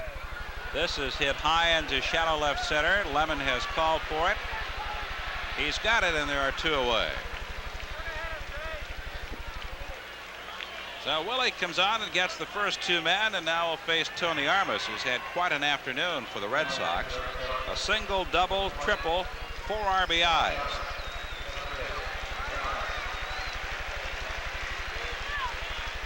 That was a generous triple. Was that in the 4th inning? Yeah, that was the little blooper down the right field line. I don't. If I'm the scorekeeper, it's a double and he goes to 3rd on the throw home. But if they gave him a triple, so what? Doesn't mean a hill of beans, except if he hits a home run here, it's a cycle. And that does mean something. That's a rare occasion. Yeah, I thought initially it'd be scored as a double and 2/3 on the throw, but it's not what they said. Well, we'll go beat the heck out of that sport. Whoever's keeping score. Is he big? You can go. Oh, no, then I won't be going over there. Nice call. Nice call. Very nice. Very astute. Very astute call. Popped up by Armas. There'll be no cycle for him today, as Whitaker camps and makes the catch.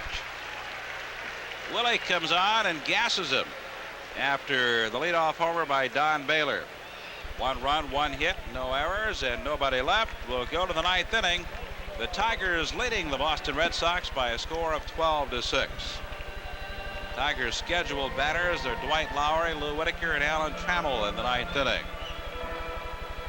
Well, a big schedule of Major League Baseball on this date. There are 3 other games in the American League this afternoon, the balance this evening.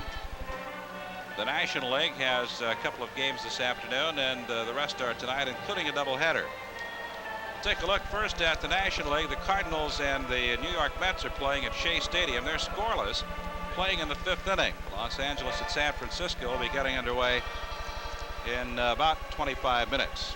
Game scheduled for tonight, Pittsburgh at Philadelphia. That is a doubleheader. San Diego plays at Cincinnati, Chicago at Montreal, and Houston at Atlanta. In the American League this afternoon at Cleveland, the Orioles lead Baltimore 2-0. They're in the bottom of the 4th inning. Texas and Toronto playing at Exhibition Stadium. The Blue Jays scored 4 times in the opening inning. That's been all of the scoring. The Jays leading 4-0. They're playing in the bottom of the 5th at Toronto. New York scored a run in the 4th to take the lead over Kansas City 1-0. They're now playing in the 5th at Royal Stadium. Tonight, Milwaukee plays at Chicago, Minnesota's at Seattle, and Oakland plays at California. So that brings you up to date with everything else that's going on. Here in Boston, the Tigers lead 12-6. And we're losing about half our crowd. They're giving up. They think the Tigers have enough runs after that last inning. A lot of them are bailing out and heading home. I believe that's Kevin Romine who has gone into the ball game to play right field. Lowry launches it toward left field. It's curving, and it is off the wall, a fair ball, and Lowry goes in with an easy double. So the hit parade continues. The Tigers matching their previous season's high, 20 in a single game.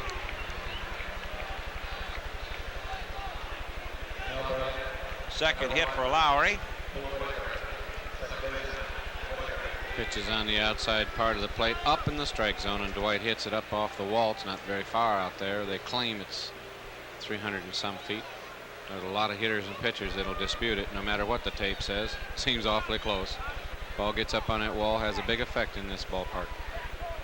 Lou Whitaker has 3 hits this afternoon in 4 at-bats and has scored 3 runs.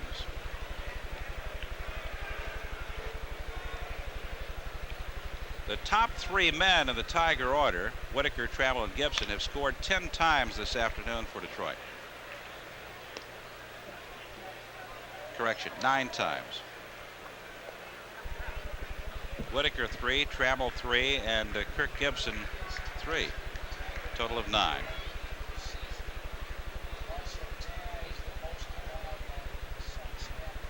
Two strikes the count to Whitaker. It's outside for a ball.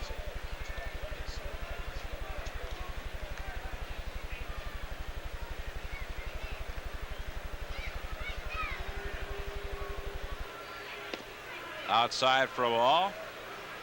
2-2 to Whitaker.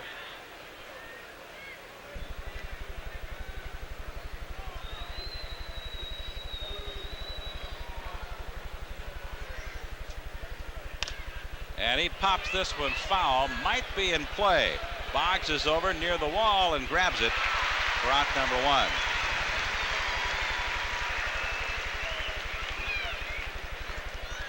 One out of the Detroit 9th inning. Lowry is at second base, and Alan Trammell will come up.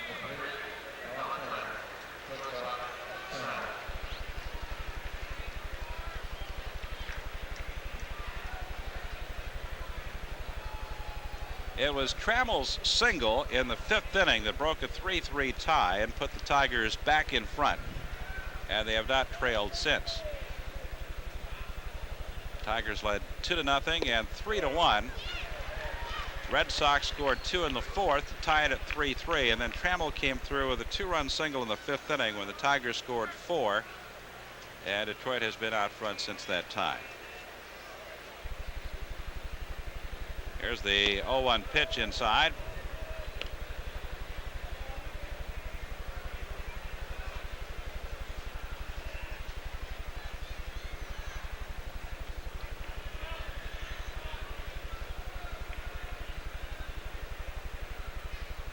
One pitch and a liner to left for another base hit. Lowry was hung up between second and third, not knowing whether Romero would pick it off. So he'll stop at third base, and Trammell has his 3rd hit of the afternoon. Number 21 for the Tigers. The 4th off Stanley, and the 21 hits for Detroit is the highest total they've had in a single game this year. Kirk Gibson is the batter. He's 2 for 4, 2 RBIs. He has scored 3 times.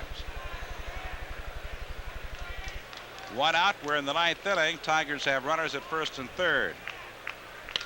Bouncing ball, could be 2. Romine scoops it over to Barrett. The relay, double play. So the Tigers bid to add some more to their total. Ends with a double play for Detroit. No runs, 2 hits, no errors, 1 man left. We'll go to the bottom of the 9th inning. It's Detroit 12 and Boston 6. Scheduled batters coming up for the Red Sox are Gedman, Romero, and Boggs, but John McNamara may make some changes as we go through the bottom of the 9th. Willie Hernandez came on after Jack Morris had yielded the leadoff home run to Don Baylor in the 8th inning and got Evans, Buckner, and Armas with no problem. So the Tigers take a 12-6 lead into the bottom of the 9th inning. The executive producer of Pro-Am Sports is William Glenn. The senior producer is Michael Smith. Today's game was produced by Jerry Hausfeld and directed by Jim Holley. Today's coordinating producer was Frank Albin. Our production coordinator is Kristen Studebaker, and our production manager is Christine Akavetti. We thank them all for their help. Now the Tigers, if they hang on, and should hang on for a victory here this afternoon, can pick up the game lost last night. And if they can get a strong performance out of Eric King and keep their bats going, perhaps pick up a game with a victory tomorrow afternoon and leave here 5 games behind. They came in 6 out, dropped to 7 as a result of the 8-5 loss last night. They'll be back up to 6 if they pick off this one this afternoon, and a victory tomorrow will be very important. That'll get them back to within 5 of the Red Sox. Yes, and they really need to. There's still a lot of games to be played, of course, a lot of baseball left, but this is the team and this is the last shot you have one-on-one with this team, so you need to win as many as you can against them, and you'll just have to take your chances. Whoever plays best in September is going to win it. Which, I think, because there's going to be 3 or 4 teams right there that can challenge the Red Sox. They're going to have to continue to play well on through September. Rich Gedman will lead it off for the Red Sox. He's 0 for 2 today. First pitch from Hernandez is low for a ball. Red Sox with a total of 9 hits. Tony Armas has been the big noise. He has 3. That's pulled foul. 1 ball, 1 strike.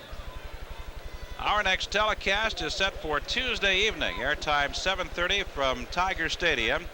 The conclusion of game 1 of the doubleheader, matching the Tigers and the California Angels, and the final game of that double dip in its entirety. Oh, and away for a ball, 2-1. Come on, get it. Go. Here's the 2-1 pitch, in for a strike, and a beauty. 2-2. Sounds like Sparky, doesn't it? I don't know if we've got a field microphone right next to the Tiger dugout or not, but it sounded like Sparky urging Willie on. 2-2 pitch. Just got a piece of it. Toronto expanding its lead over Texas now to 12-1. They're in the 6th inning. Cleveland leading Baltimore 2-0. They're in the 6th inning. Kansas City leading New York 4-1. They're in the 6th inning. Ground ball right side. Lou has it. And there's 1 out of the 9th inning.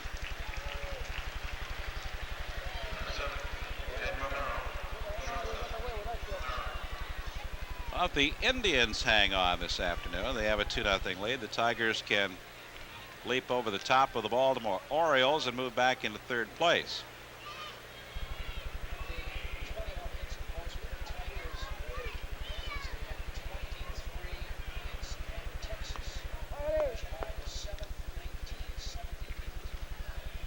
Just got word from the press box. The 21 hits the Tigers have this afternoon are the most they've had since they had 23 at Texas on July 7th of 1978.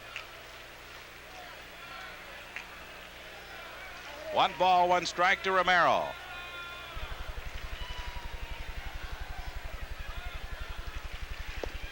That's in for a strike, and it's 1-2.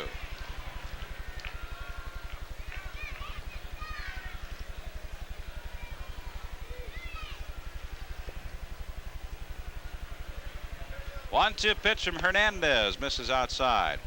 2 balls, 2 strikes.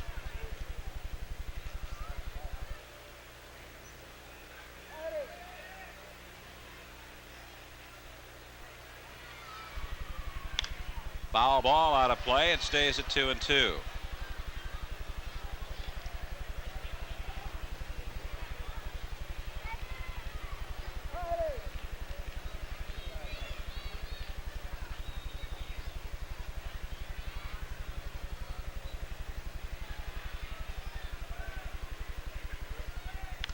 And another foul back on the screen.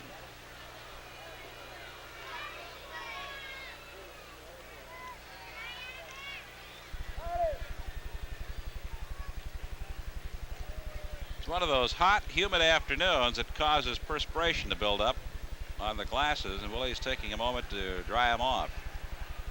It's been a long one, long day. A lot of runs, a lot of hits. 18 runs and 30 hits so far in this ball game.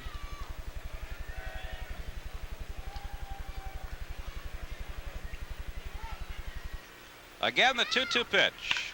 And it's lined to left field. There's Collins. He's got it for out number 2. Romero's been kind of a tough out with the exception of the 7th inning. Hit the ball hard each time. Has only 1 hit to show for it.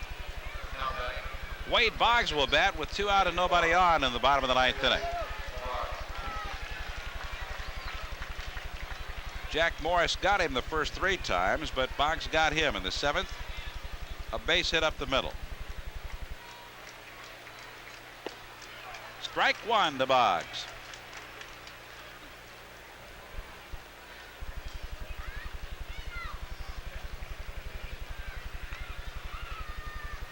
The pitch from Hernandez. Swung on, knocked down by Willie. He hustles over, picks it up, and throws him out.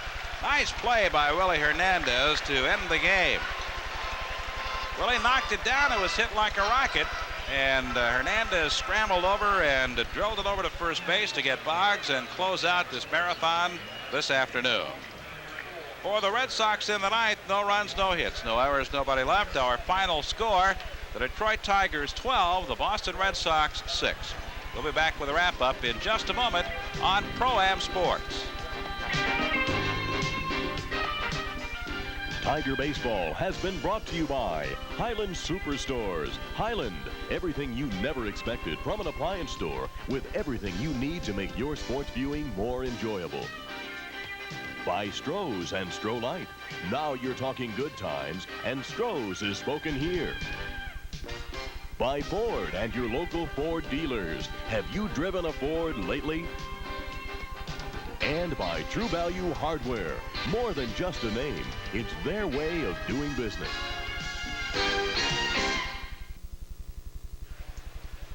Here are the totals for today's game. The Tigers 12 runs, 21 hits, no errors, 9 left. Boston 6 runs, 9 hits, 1 error, 4 left. Boyd, the starter and loser, his record is now 11-9. Stewart in the 5th, Zambito in the 8th, and Stanley in the 8th inning. Jack Morris, the starter and winner for Detroit, his record is now 15-7. Hernandez came on in the 8th and pitched extremely well and finished it up. Alan Trammell picks up the game-winning RBI, his 5th of the year. 34,806 were here to watch it. Well, there were candidates galore for the J.C. Penney Tiger Player of the Game award today, but we're going to give it to Larry Herndon, who exploded this game in the 8th inning. It was kind of a nip and tuck, although the Tigers led, and sometimes comfortably, but it was Herndon that put it out of reach with a pinch hit, grand slam home run in the 8th inning. So our congratulations to Larry Herndon. He'll receive a gift certificate from J.C. Penney's as a result of this afternoon's efforts. Well, it was a big victory for the Tigers. They evened this series at a game apiece, pulled within 6 games of the division-leading Boston Red Sox, scoring 12 runs, and it could have been a whole lot worse. The Tigers lost some base runners as a result of some aggressive play on the base paths and perhaps some base running that was not in the book. Well, they had 5 guys picked off, thrown off, made mistakes, whatever, and still scored 12 runs, plenty of runs to win, and they really needed this win. You couldn't afford to lose this one to Boston, the team you're trying to catch. Detroit did what they had to do. Jack struggled a little bit, but that's to be expected as well as he's pitched. He kept them in the ball game and stayed in there and pitched without the greatest stuff in the world and won the ball game, and that's what Detroit needed. Now if they can squeak one out again tomorrow, they'll be ahead of this crew. Well, they'll take a look at Eric King tomorrow afternoon against Bruce Hurst. Hurst has faced the Tigers before, has not had that much success against the Detroit Tigers.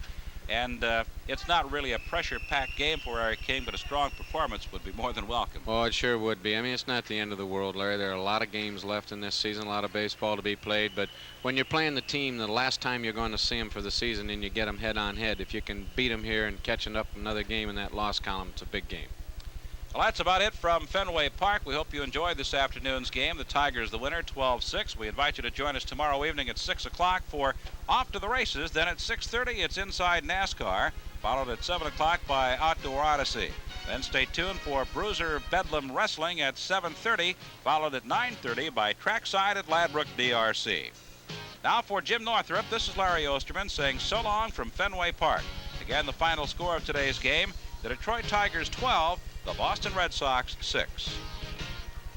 This has been an exclusive presentation of Pro-Am Sports.